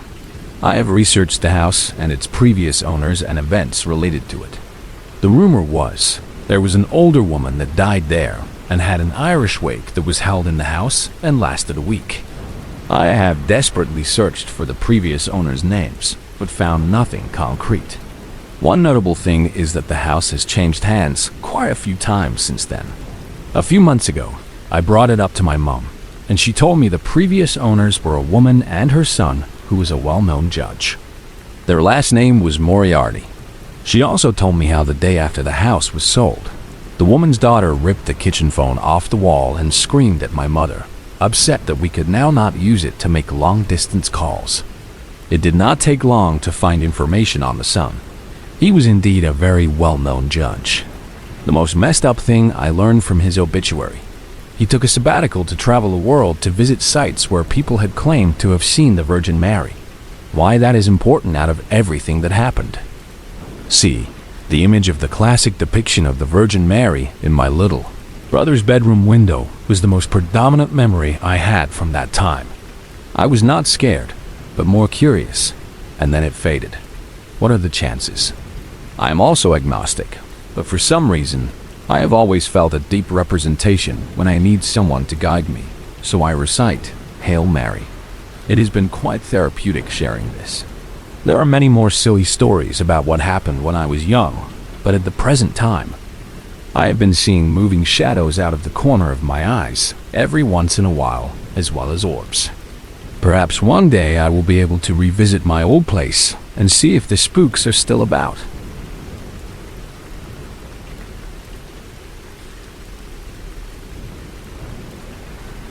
When I was between the ages of 7 and 10, I lived in a house in a small town in Missouri. Nothing seemed particularly abnormal about the house itself.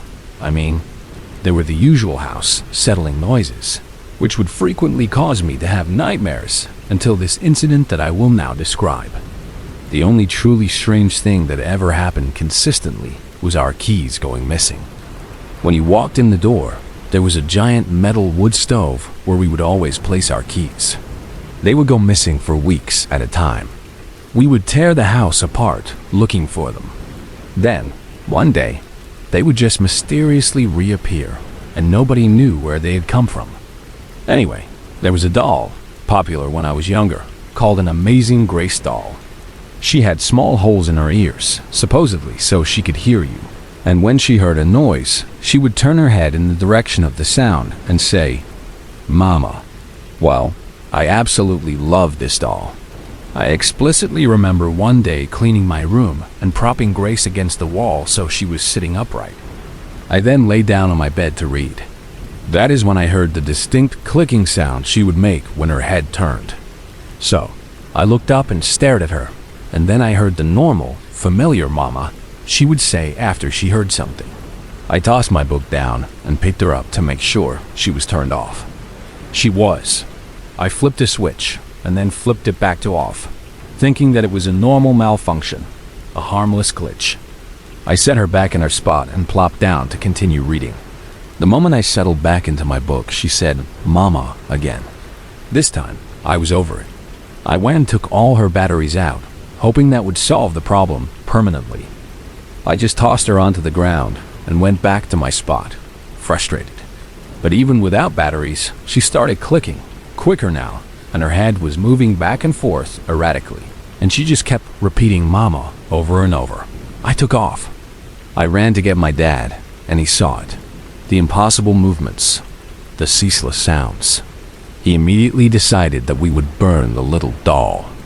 We did, but nothing further happened to my recollection after that, though my nightmares did get significantly worse. This was when I was still religious, so I would put all my stuffed animals around me in a circle to protect me. I also had a turquoise dream catcher hanging above my bed, and I would pray every night for the nightmares to go away. They did not until we moved out of that house. The nightmares were not every day, but definitely several times a week, a constant, terrifying presence in my sleep.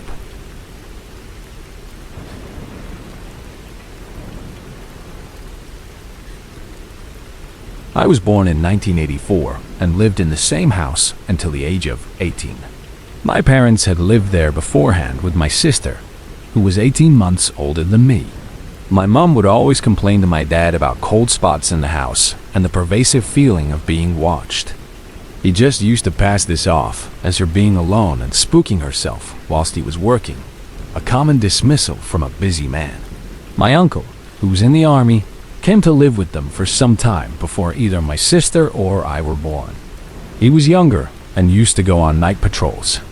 My mom and dad used to hear children playing out on the streets regularly in the early hours of the morning, which they thought was strange, but they could never see anyone when they looked out the window. The occasion that finally convinced my dad about the house was when, one night, they were in bed and my uncle was out. They both woke up to a distinct sound on their bedroom door. They thought it was my uncle, so they said to come in, but he did not.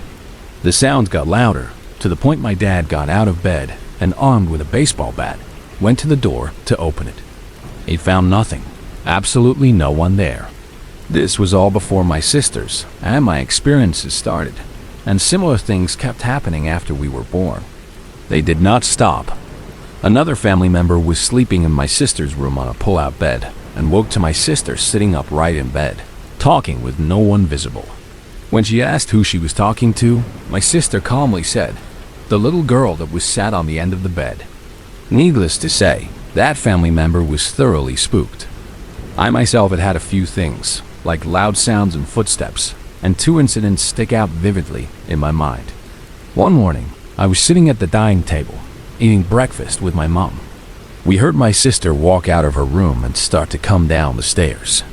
We could see the lower stairs from where we were sitting, and they had a distinct sound as stairs do, a creaking, familiar rhythm.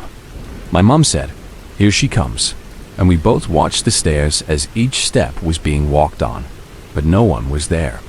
We went upstairs, wondering what it was, just to find my sister sound asleep in bed. This next story is even more unbelievable. To this day, I have questioned my mom and sister as to if we actually saw this. My sister was 18, and I was 17 at the time. My sister had gotten pregnant young, so we had her baby living in the house with us too. The baby was asleep in her crib upstairs in my sister's room, and was far too young to roll, crawl, or climb. She was just a few weeks old. We were all sitting at a dining table, talking, when we all heard and felt a massive, jarring sound. We all panicked and sprinted up the stairs, our hearts pounding. We entered the room to find a washing basket had fallen out into the crib, and my niece was fast asleep on the floor, under where the basket was resting in her crib. We were so puzzled, and none of us knew how that had happened, how the basket could have moved and fallen, and how the baby could have ended up on the floor unharmed. After these events, we told people what had happened, and we were one day approached by a local historian who was writing a book and wanted to share our experiences in it. He also found out that our street was on a site of an old orphanage. Needless to say, he wrote the book, and we are in it, along with other ghost sightings in the area. Fast forward a few years. My parents had moved, and I'm living on my own, working in a new job. A new girl starts, Australian, whose family had just moved to the area. We were talking one day, and she started talking about ghosts. She tells me she has 2 dogs that will not come into her bedroom as they whine and act scared, and tells me her house is haunted. I say, "Oh, my house was too." And then she tells me that her house had been written about and was in a ghost book. It turns out she had moved into my old house all the way from Australia, and her room was my old sister's room. I cannot tell you how much of that is too perfect, too coincidental. All of this is true and quite creepy.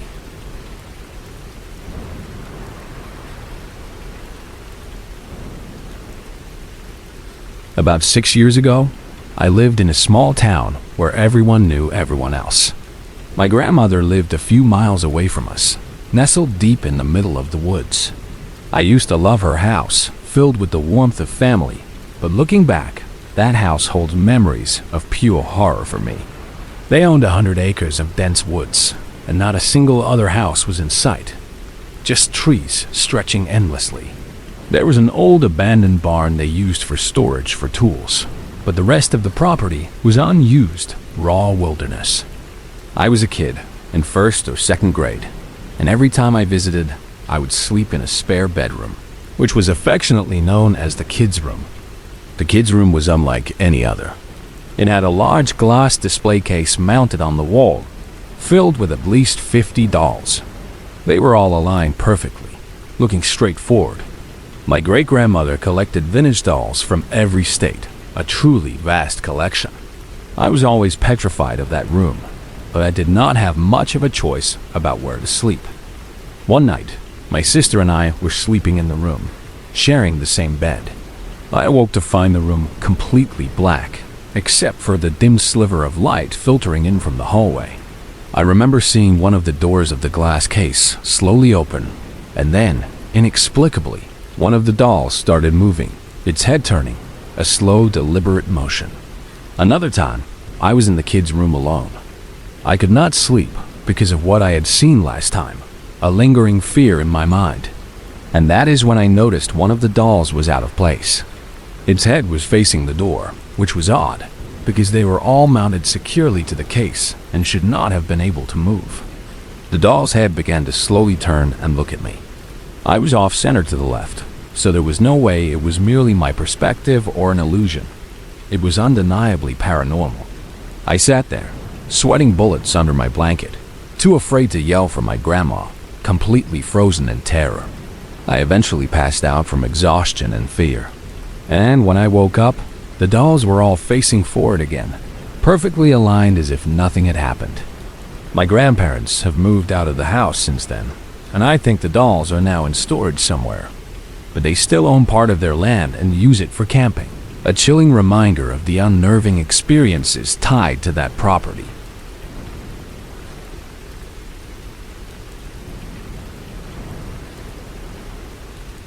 I am a collector of vintage and antique items, including mid-century fashion dolls. I usually purchase them from thrift stores, estate sales, or very occasionally from online classifieds. Recently, I acquired a group of 1960s Barbie dolls that seemed like a real bargain, an amazing find. I knew the woman I bought them from had a great knowledge of vintage dolls since she used to sell them on an online auction platform, so she clearly knew what they were worth. Still, I did not question why she was selling them at such a remarkably low price. I was absolutely delighted with my purchase and could not wait to meticulously fix them up for my collection. A few days later, my bedroom suddenly became infested with flies. It was absolutely insane, the sheer number of these dirty little beasts that filled my room. They seemed bent on driving me mad. constantly buzzing in my face or landing on or over me, a relentless, irritating presence. Some folks say that flies are a bad omen, that they signify the coming of bad times or ill fortune. These flies were of plague-like proportions, and their sudden, overwhelming arrival was a true enigma. It was around this time that I also became very ill with flu-like symptoms. The weirdest part of this illness was a strange feeling, a sensation like my brain was burning, an intense internal heat. I also experienced severe headaches that included a crazy brain fog, a thick, disorienting mental haze that felt like pure torture. It is hard to articulate exactly what the feeling was, but I have never experienced such an odd sensation in my head before or since. It was so intense that the thought of ending my life, a desperate escape from the burning and fog, actually crossed my mind. One last oddity to add to the pile. Usually, I am a very vivid dreamer, with dreams that always have the same basic elements, a familiar pattern. After the purchase of these dolls, my dreams became dark and muddled, confusing and unsettling. When I wake up, I feel utterly exhausted, as if I have not slept at all. So why did I equate these mysterious happenings with the recent purchase of the dolls? I know it is not entirely logical, but it is just a strong, undeniable feeling I have. What should I do? Could an inanimate object truly be cursed or bring bad luck? Maybe that is why she sold them for so cheap. I just want to add that I do not practice the occult, nor do I believe in ghosts. The reason being is that after my father passed away quite recently, I saw no sign of him. My best friend also ended his own life some years before that, and I felt that if I were ever to experience a spiritual visit, he would have given me some sign. I just want to believe, but I cannot.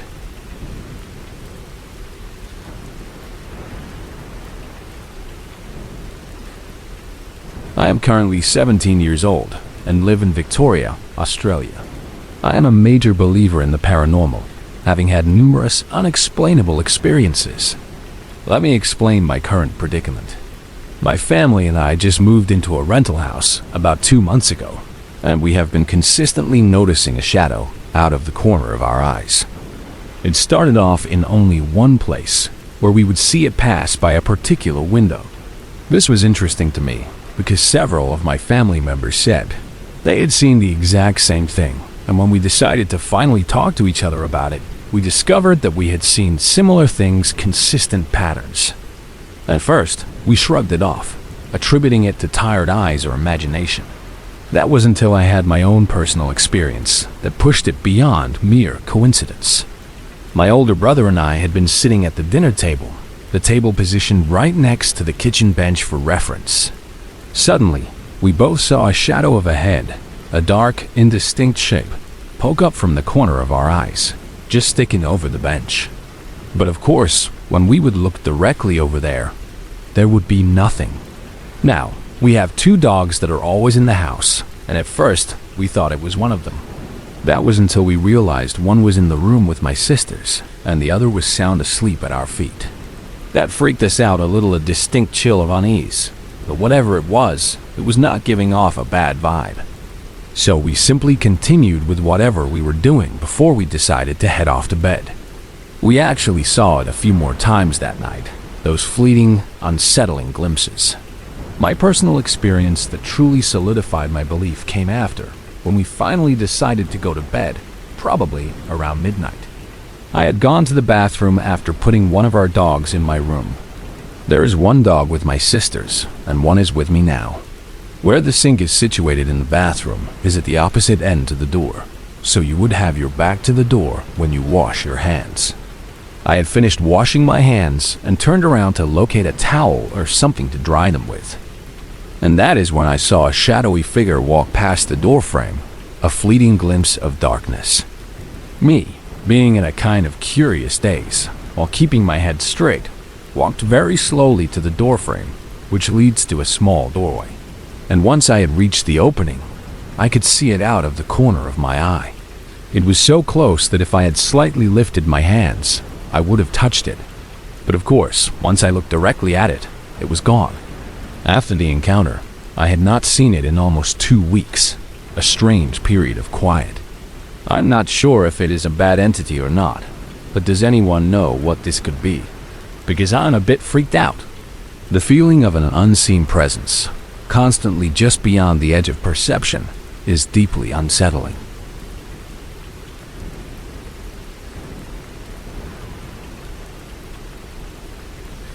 About 10 years ago, my family and I brought back these small, ancient-looking vases from our trip to Machu Picchu. We were told they were 400 years old, a truly impressive age. The vases were made from mud and had a distinctive, ancient face carved into each one. We were given them by a family friend who claimed he wanted to give us something special for visiting Peru. He said he had purchased them from a local artisan in the Pisco region of Peru, where Machu Picchu is located. We brought them back home to Canada, full of excitement over our unique souvenirs. Pretty much from week 1, a horrible streak of bad luck and accidents began to happen to our family, an unsettling cascade of misfortunes. My mom came down with cataracts at a very young age, an unusual affliction for someone her age. My father, in a devastating blow, lost both of his jobs. My brother and I were both constantly sick, plagued by inexplicable illnesses. And my little sister would start screaming randomly, seemingly for no reason at all, almost on the verge of being constantly distressed. We were quite literally on the verge of being homeless, desperate for any solution. In our desperate search for things to sell, we came across these vases. We did not know if we could even sell them, or for how much. To get an idea of their value, we called one of my dad's friends in Peru who had worked in a museum. After a bit of back and forth, he told my dad something chilling. He said that these types of items are not meant to leave their home soil and are not worth more than a few bucks. He then added, with a serious tone, that these items are probably cursed. He explained that to lift the curse, we would need to prick our fingers, smear a little bit of blood on each one, and send them back to Peru. Now, of course, we were very skeptical. A blood sacrifice? That sounded ridiculous. We assumed the guy just wanted them so that he could sell them for a profit, making up a fantastical story to get them back. Fast forward 2 days. My mother and father got into a pretty nasty car accident. We were all okay, thankfully, but they both needed to be off work for a few weeks, a significant financial blow on top of everything else. After that, they both decided that maybe, just maybe, we should send them back and do the blood thing. It was a desperate gamble, but they were out of options. We sent them back, following the instructions. And the very next week after that, things got noticeably, undeniably better. My father found a very good job, as did my mom. We found a really good place to live with a very low rent, and overall, our health significantly improved. What do you guys think? Coincidence? Cursed objects? To us, the change was too dramatic to be mere chance.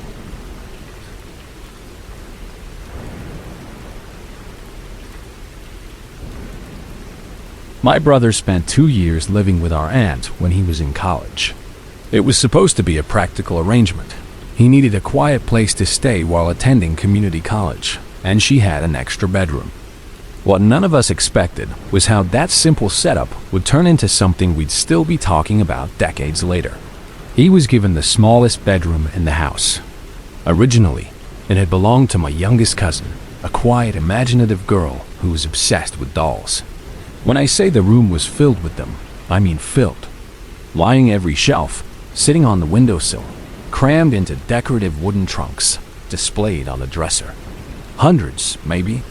All kinds, porcelain, plastic, cloth, some with glass eyes, some without. The only clear space was the bed and a narrow strip of floor leading to it.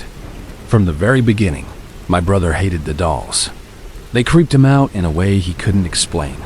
He tried to be respectful. After all, he was just a guest. But he said it felt like the dolls were watching him, especially at night. He started turning them around before bed. Each one carefully twisted so its back faced him. It took time, almost 15 minutes every night, but it helped him sleep. Sort of, until he started waking up and finding them turned around again. At first, he thought it had to be my cousins playing a prank. That made sense. Kids sneaking in at night for a laugh. But then it kept happening, even when he was completely alone in the house. He began locking his door at night. He even hid the more disturbing dolls in the closet or locked them in a drawer. But somehow, the next morning, a few would always be out again, sitting on the dresser. 1 or 2 beside the bed. 3 or 4. He swore it was always the same ones, directly next to his pillow, inches from his face. He tried asking my aunt about it. She just laughed and told him to stop being dramatic. They're just toys, she said. You're too old to be scared of dolls. But he wasn't scared. Not exactly. That's the part that got to him. Over time, it stopped feeling like fear and started feeling like something worse. Familiarity. He said he began expecting it. He'd wake up and just stare at the doll sitting near his head. Not even surprised. Not even angry. Just resigned. We all brushed it off for a while. I remember thinking it was a little weird, but probably just some sleepwalking or subconscious thing he was doing himself. That was until I visited for a weekend. The room felt colder than the rest of the house, even in the middle of summer. The air was thick, like it hadn't been moved in days. The moment I walked in, I felt off. There was one doll in particular, a porcelain figure in a dark red dress with glossy black curls that made my skin crawl. Her eyes were a pale blue, faded from age, but too clear, too aware. I told my brother she looked like she was holding a grudge. That night, I slept on a cot in the living room. I couldn't bring myself to stay in that room, not even for one night. The dolls kept repositioning themselves, even when he moved the furniture to block the shelves, even when he stored the most persistent ones in boxes in the garage. The red-dressed doll showed up on his knitstand the next morning, her head tilted ever so slightly to the side. That same day, my brother quietly asked our aunt if he could trade rooms. She refused, said her other daughter needed the largest space. And that was that. Eventually, he just adapted. He never stopped turning the dolls around before bed. It became part of his routine. His face grew more tired, a little more distant. By the time he finally moved out, he didn't even talk about it anymore. What's strange is that no one else in the family ever had any issues with that room. My aunt swears nothing unusual ever happened before or since. My cousin, who grew up there with the dolls, claims they were just decorations. She never saw them move. She never felt watched. It's like the dolls only noticed him. Now, nearly 30, I still think about it more often than I'd like to admit. The way the dolls kept coming back. The way they seemed to choose him. And I wonder sometimes if that kind of attention ever really goes away, or if it follows you, waiting for the right moment to come back.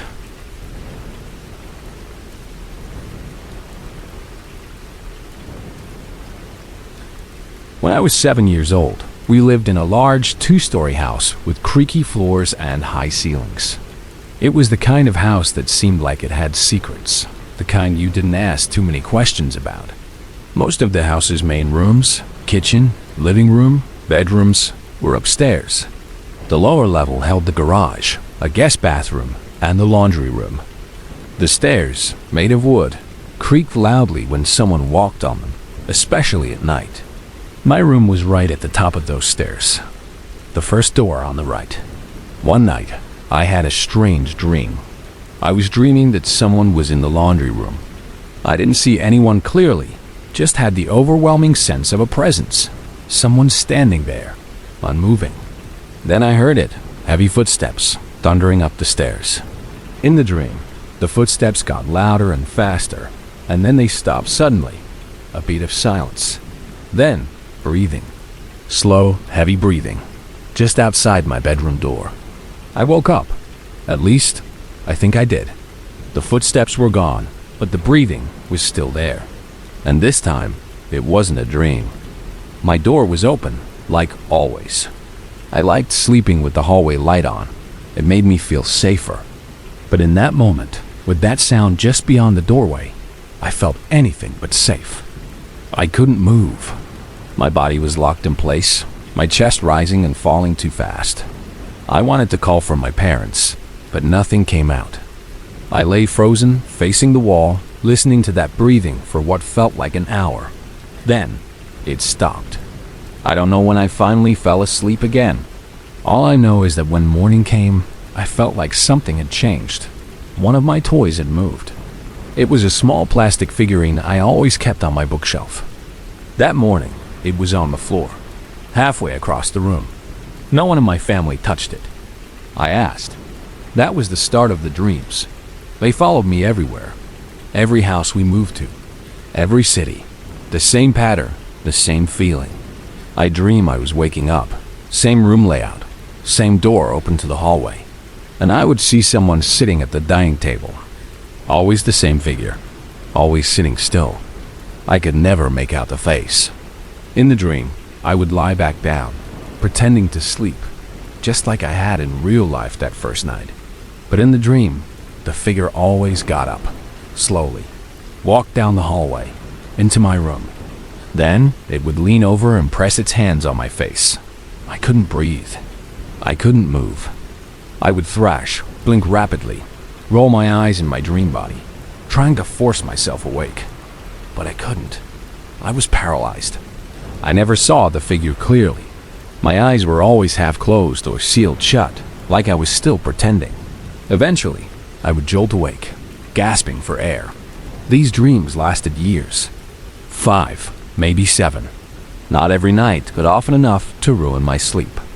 My parents took me to a doctor who said it was sleep paralysis. Maybe, but I don't think so.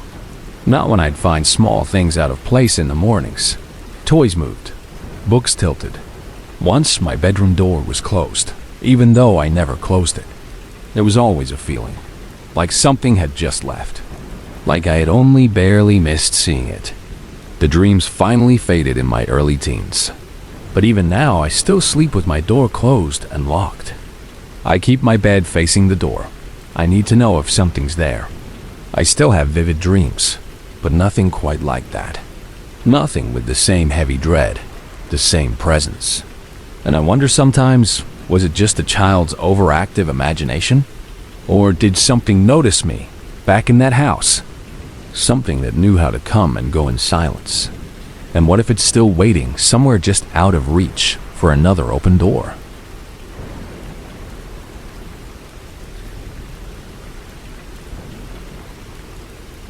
Because of my general interest in horror, and because they were appealing to me for a while, I collected dolls. It did not matter what type.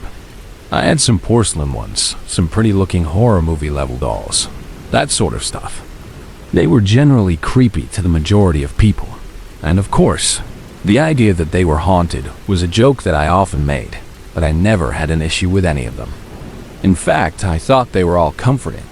They all had names, and I had a history of picking them out myself, usually from antique shops. But I had 2 or 3 from a house sale after the owner passed away. On October 28, 2017, my parents were out of town, so my brother and I were home alone. My dad sent me a picture of the coolest doll they found at this church thrift shop. The doll was the epitome of everything I liked. I loved clowns and circuses, and the soft pastel colors were my absolute favorite. So much so that I was writing a story at the time that reflected these interests. The doll was perfect. It felt like it was for me, like in that particular way. But instead of looking like me, it was just something no one else could have wanted. In all honesty, I did not think my dad would buy it, but lo and behold, when my parents returned, I had a new doll to add to the collection. This was the first doll that I had not bought on my own, or personally picked out, but I would not expect it to matter. All of this happened, and I found out more things about the doll. One being that when my parents bought it, the cashier avoided touching it completely. On top of that, they said, "Oh, you're buying him?" Honestly, that was not uncommon. I had been given a doll for free before because it was in such bad shape. One man's trash is another man's treasure. Having some aversion to a creepy doll was nothing new. Another interesting factoid about this was that my father, who is very strongly a factual person and does not believe in ghosts even the slightest, said he felt this doll before he saw it. A strange, inexplicable sensation. To say the least. My mom was not happy he went through with the purchase when she found that out. I remember vividly how excited I was to hold it for the first time. I got no negative feelings from it. This was just a doll, I thought. I do remember that one of the first things I noticed was his lack of eyes. I figured it was an old one, and the eyes had fallen out. If anything, it just made me like him more, a quirk. The creepy clown doll, who I never named, quickly found his spot on my shelf, and all was well. I do not even remember when I started to get a bad feeling. It started minimally, small things like feeling uncomfortable around them, or that I did not like them facing me when I was laying down at night. I was never uncomfortable with my dolls, and even when I did not want to admit it, I wanted to be the weird girl who collected creepy dolls. But all of a sudden, being around them made me anxious. I can only explain it as a deep vibrating in my chest that was nothing but discomfort, a profound unease to be in my room. I ignored it for the longest time, but being in that room alone was invoking an anxiety in me that I have not felt before or since.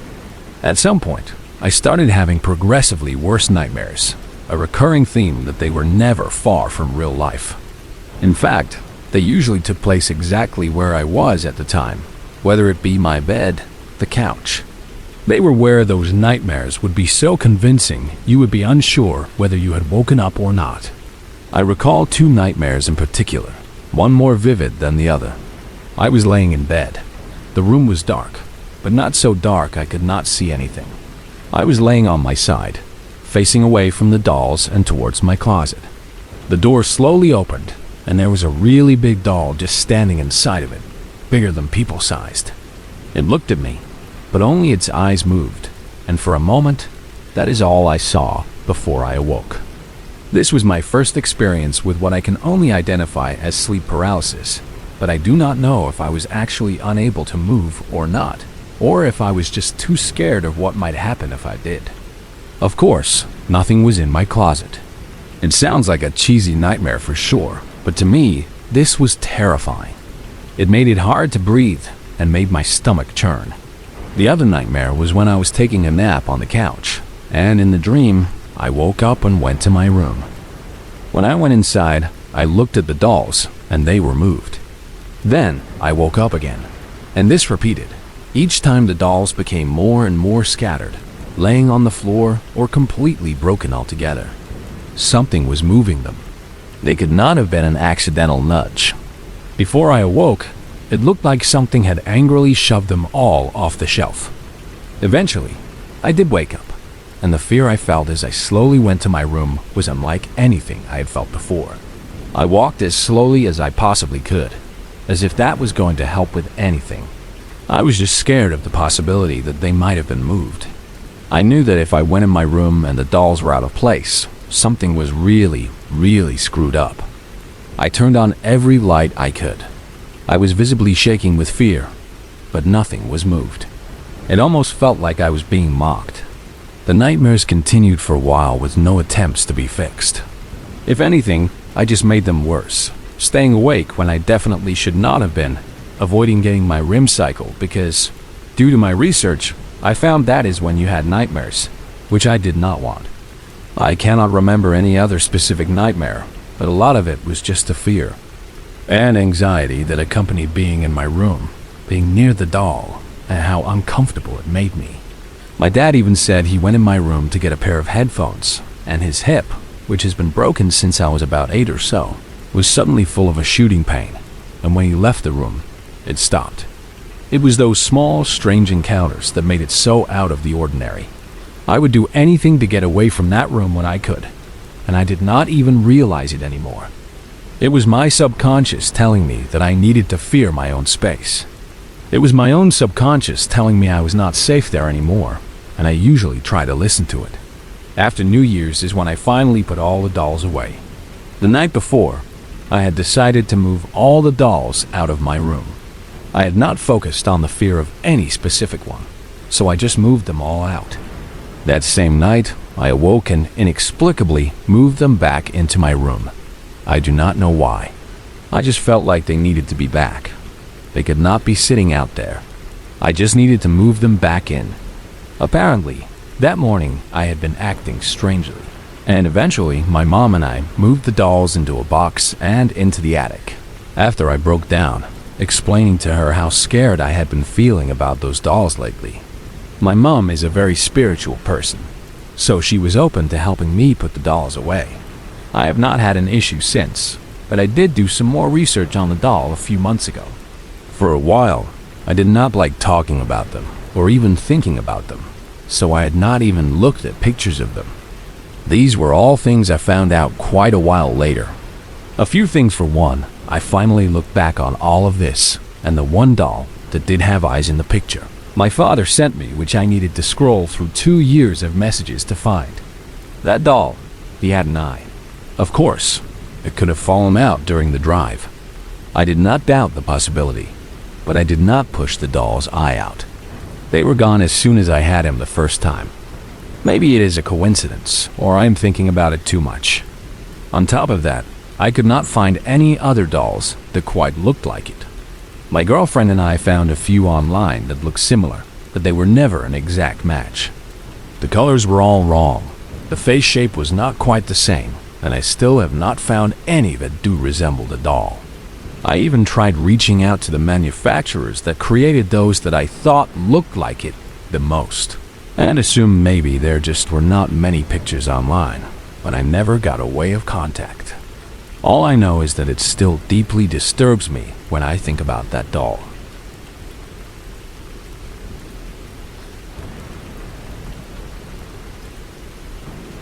When my sister was quite young, our grandmother bought her a porcelain doll. The doll was not anything special. It was not an antique or anything like that. It was just one that you would buy at a novelty shop. It came on a stand and could not be moved without possibly breaking it, as it was quite fragile. She had this doll for a few years before my parents divorced. After the divorce, we moved in with our mother in a poor neighborhood in Alton, Illinois. The house immediately felt strange. It also had a persistent, unsettling smell that seemed to cling to the air. My sister carefully placed the doll in one of the built-in cabinets in the wall, and that is where she stayed for the first few days. At first, we started to notice small changes about where she was, or how she was positioned differently than she was before. She would be on the shelf, facing the living room most of the time, and then, when you left the room and came back, she would be rotated a different way. Okay, we thought, trying to rationalize it. Mom's probably messing with us, a playful trick. We largely ignored it, but it kept happening. After a few more months, the doll started ending up in completely different places in the house. She would be on the cabinet, and when you came back from another room, she would inexplicably be on the dining room table. Or she would be on one side of the table in the living room, by the couch, or even on the floor facing the television. We had made a lot of new friends in the neighborhood, and when they came over, I would show them what the doll would do. And without a hitch, I would put her somewhere. Then we would leave the room for a few minutes and return, and she would now be in a different spot. Now I will go back to saying that we thought my mom was messing with us at first, but mom was at work a lot of those days. And we skipped school plenty of times to stay home, so it was clearly not mom doing this. One day, we decided to mess with the Ouija board I had in my closet. I do not remember if we bought it or if it was just there in the house. The messages coming back from the questions we asked identified a spirit called Candy Zimmerman. She did not say much, but I also seemed to be able to connect with her myself by the board. She even said she had a crush on me. One day, I skipped school again, but my sister went. I always walked with my buddy down to the bus stop and hung out with him before heading back home. I watched my sister get on the bus. My mom worked early, so she was not there that day. Then I went back to the house and locked up. Since I was still tired, I opted to go back to bed. The next thing that happened, I will never forget. I heard a distinct sound at my bedroom door. It startled me awake, but I ignored it and laid my head back down. After a few minutes, there was another sound, this one much louder and in a particular rhythm. I still remember to this day thinking it was the shave and a haircut rhythm, but different. This time, I was truly freaked out and laid there with my eyes open for I do not know how long. The door to my bedroom was heavy, and it always stuck in warmer weather, which it was. The next thing that happened was the door popped open, just enough for me to see out into the hallway, but not enough for me to see over the edge of my bed. I sat up in bed and looked down on the floor, and there, standing at the entrance to my room, was that doll on its stand, looking at me. Before the fear truly set in, I was actually angry. Did my sister come back? Was she messing with me? I got up, took the doll by the hair, and carried her out into the living room. No one was there. I checked the front door, and it was locked. I barged into my sister's room, and no one was there. I barged into my mom's room, and no one was home. At this point, I was truly freaking out. I took the doll to my sister's room and threw her in the closet. I buried her under a stack of bags full of old clothes and boxes of junk and shut the door firmly. I spent the rest of the day sitting on the front porch, waiting anxiously for Mom to come home. The doll never appeared again, and I made sure to have a friend or a local Wiccan buy the Ouija board, which she kept. We moved out of the house a year later, after a few more paranormal incidences. As for the doll, after we moved back in with my father, she was in my bedroom closet for about 5 years. One day, we cleaned it out and finally threw her away. Was the doll haunted? I do not know. It could have just been that house, and whatever entity was there, moving things around. The memory, however, remains, a chilling question mark in my past.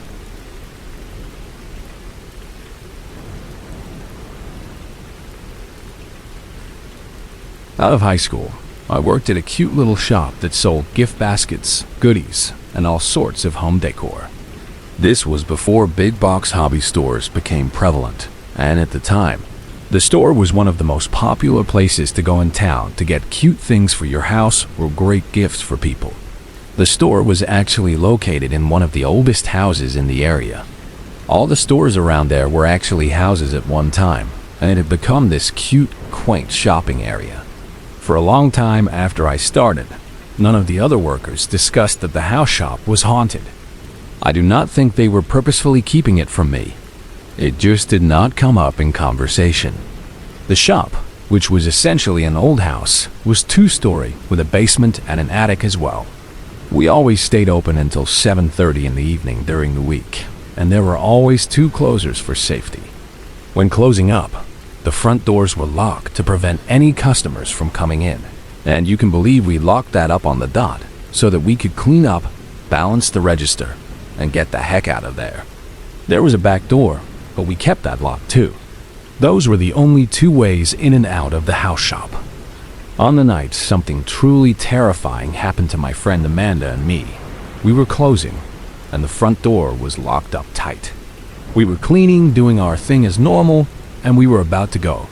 We had walked through the shop top to bottom, meticulously turning off all the lights, and we were standing at the back door when, out of nowhere, we heard the most evil laugh I have ever heard in my entire life.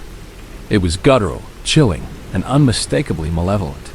We both completely freaked out, grabbed each other, and did the thing that you should never do in every horror movie, which is run to the basement. In my defense, that is where the phone was. We ran back upstairs, busted out the back door, and quickly called the police. We called the owners too. They showed up and cleared the place and were more than understanding, indicating they got calls to old houses all the time. The owner's husband showed up, and he was clearly perturbed at us for having called the police, and said that we should have called him first, and that we were just a bunch of silly girls. However, he then began to proceed to tell us a story about how when he was doing bookwork one evening in the basement, he heard voices upstairs.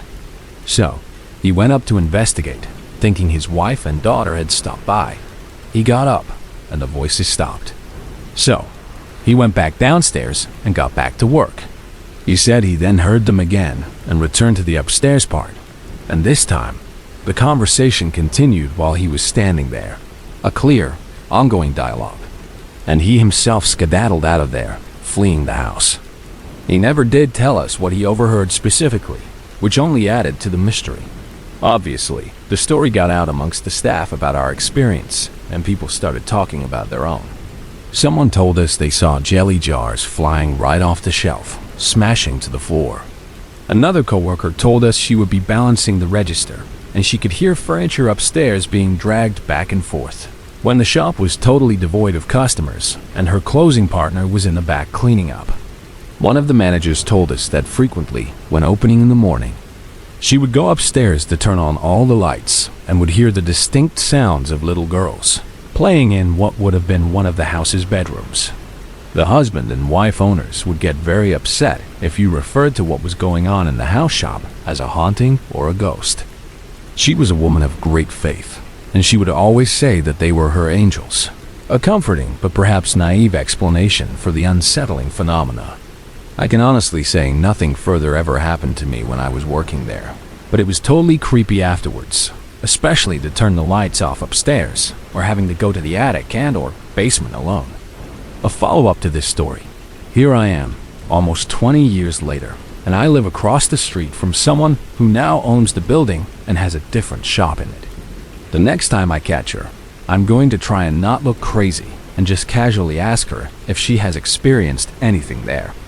But curiosity still lingers, a testament to the chilling memories of that old house.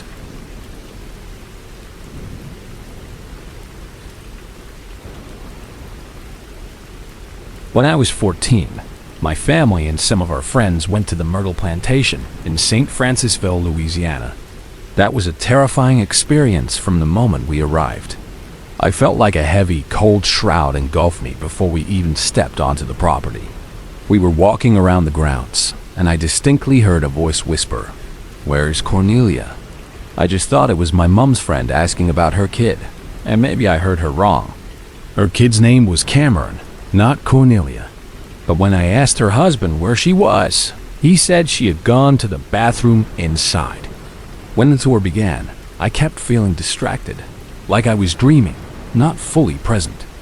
I was barely listening to the tour guide until she told us about the owners and the enslaved people. She spoke of a particular enslaved woman named Chloe who, in a tragic twist of fate, accidentally killed her mistress and her children.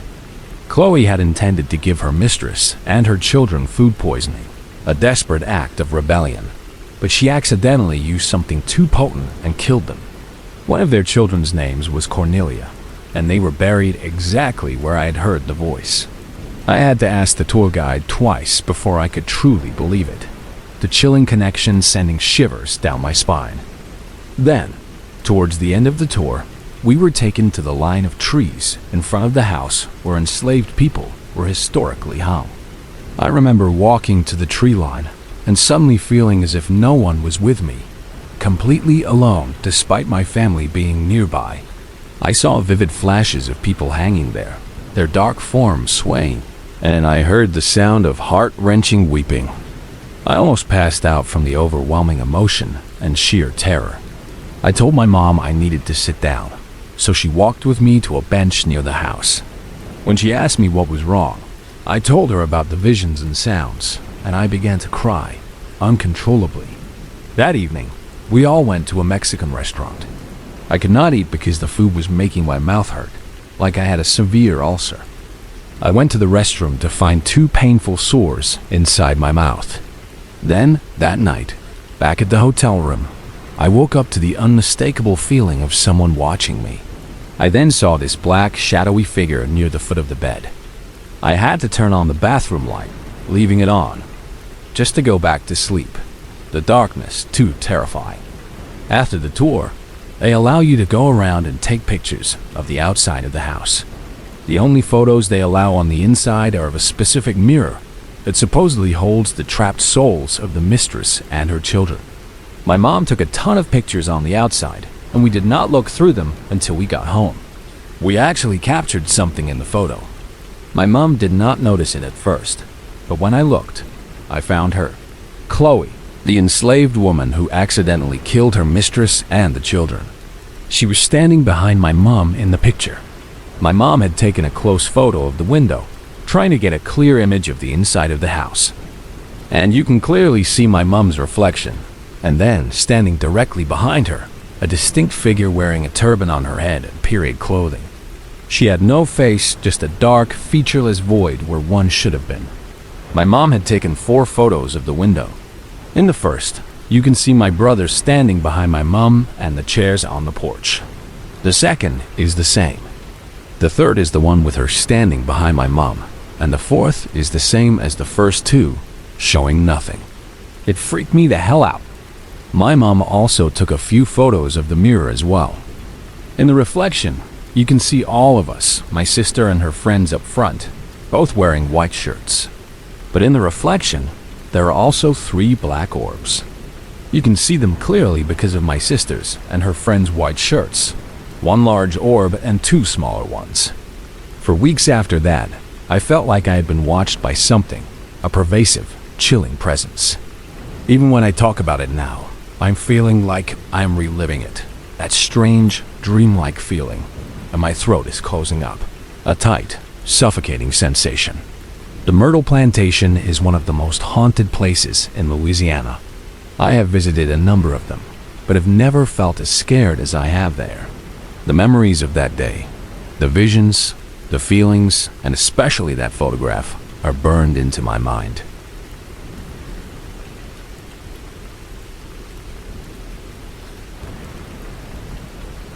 So, I am pretty sure I accidentally invited something into my house. I named it the Hala, after the short story by Guy de Maupassant, where a guy does the same thing. It all started when I lost my keys. A bunch of us were at a friend's house in a small village outside of town. They were in a band together, and I was their default roadie, a tag-along, and we performed at the local venue that evening. Since his house was closest to the place, we stayed over there. We were probably about 18 to 19 years old at the time, and we were a rowdy bunch. So, when our friend's mom, whose house it was, asked us to steal a roll-up carpet that she liked the look of from the garage down the street, we were up for it. The great carpet robbery went off without a hitch, right up until we were jogging back up the hill to the house with this large, cumbersome thing on our shoulders. That was when the button on my trousers broke, and my trousers fell down. I tripped over them, and the contents of my pockets went flying into the night, scattering into the dark. I found my wallet and phone, but my keys were nowhere to be seen. And I was fearful that an extended search might lead to us getting caught, so I had to give them up as lost forever on some country road in the middle of nowhere. 2 weeks later, I was reading in bed when I distinctly heard them fall. I had a half-attic conversion, which was a pretty big space. The rest of the floor was taken up by a spare room with a little storage space left over in the ceiling above it.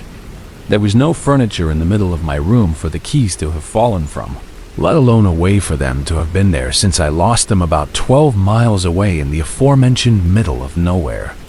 Yet there they were, right in the middle of my carpet, and I clearly heard them land there. After this, strange things started to happen around the house. I would hear things in the spare room next to me, like someone moving around, but there would be no one there when I would check. I would wake up to find my empty glasses beside the bed, despite being certain I had not drunk any of it. And my computer would randomly turn itself on in the night, waking me up with a sudden whir of its fan. One morning, I was awoken by some baby birds tweeting loudly somewhere in my ceiling. I had noticed a bird coming and going outside my window, and it had obviously found a way into the space between my ceiling and the outside tiles of the roof. Just as I was contemplating how the hell I was going to deal with this, there was a loud, honest-to-God snarl, and an equally loud sound on the roof, like a thunderous clap. The tweeting stopped instantly, and I never heard it again. The snarl was like a dog or something, full-throated and furious. The sound was like someone slamming a fist onto a table, a violent impact. Another instance happened while I was at work on a Saturday morning. There was no one in the house save my girlfriend, who was having a long lie-in. She was on her side, facing away from the bedroom door, when something sat on the other side of the bed. She felt the mattress go down with the weight of whatever it was, and she froze, paralyzed by fear.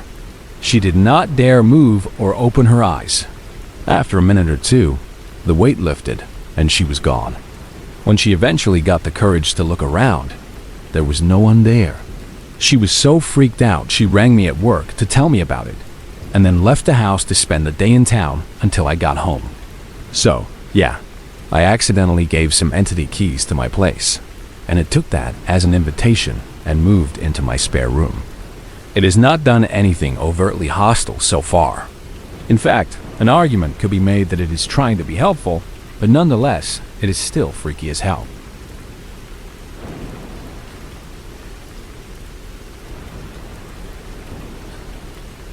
Last year, I was cycling in Tuscany on holiday. I knew the guy who ran it, as it was my coach who also runs a national race team. We are a close-knit bunch on the holiday, as most people know each other from riding together back home. Later in our trip, the coach is talking about something strange that happened to him the night before. I did not hear him at the time, as I was using the climbs as training and pushing hard on my bike. We stop for lunch, and he starts talking about his experience, and I ask him what he is talking about. He goes on to explain that he was asleep, and then all of a sudden he starts hearing talking, with just a little bit, a faint murmur. He thinks that it is very weird as he is alone in that part of the villa, as it is a massive place that has been split into apartments. He sits up, and then gets pushed back down onto the bed, a distinct force. In the morning, he calls his wife back home, and she said she had felt something when she was out there with him earlier that week, like she was being watched, a persistent, chilling sensation. Now, on hearing this, I started mocking him, finding humor in his fear. And back at the villa, I continued to carry it on, making jokes about his experience. So, 2 nights later, it is still a topic for jokes among the group. We go to bed, and I crash, falling into a deep sleep. Then, at 2 in the morning, I wake up and cannot sleep, so I just lay there, eyes wide open in the darkness. Then I hear talking, and I think that it is my friend in the room next door, who I am sharing the apartment with, just talking to his wife back home in England. So, I think nothing of it. About 30 minutes later, I am tossing and turning when, out of nowhere, I feel like my head is being pushed into the pillow, and someone is holding my shoulder down as well. I was freaking out, completely paralyzed by a profound terror. It stops seconds later, though it feels like an eternity, and as it stops, I hear a clear, distinct laugh. And I did not sleep again that night. I told him in the morning what happened, and he thought I was winding him up, trying to get back at him for his jokes. We have since found out that the villa has a history of strange things happening. Also, his apartment and mine are joined by a door, while the rest are completely separate, adding a direct connection between our spaces. We are back there again next month. I will not be mocking anyone though, as I do not want karma to take effect, and for me to experience something even more terrifying. The memory of that night, the unseen force, and the chilling laugh remain vividly with me.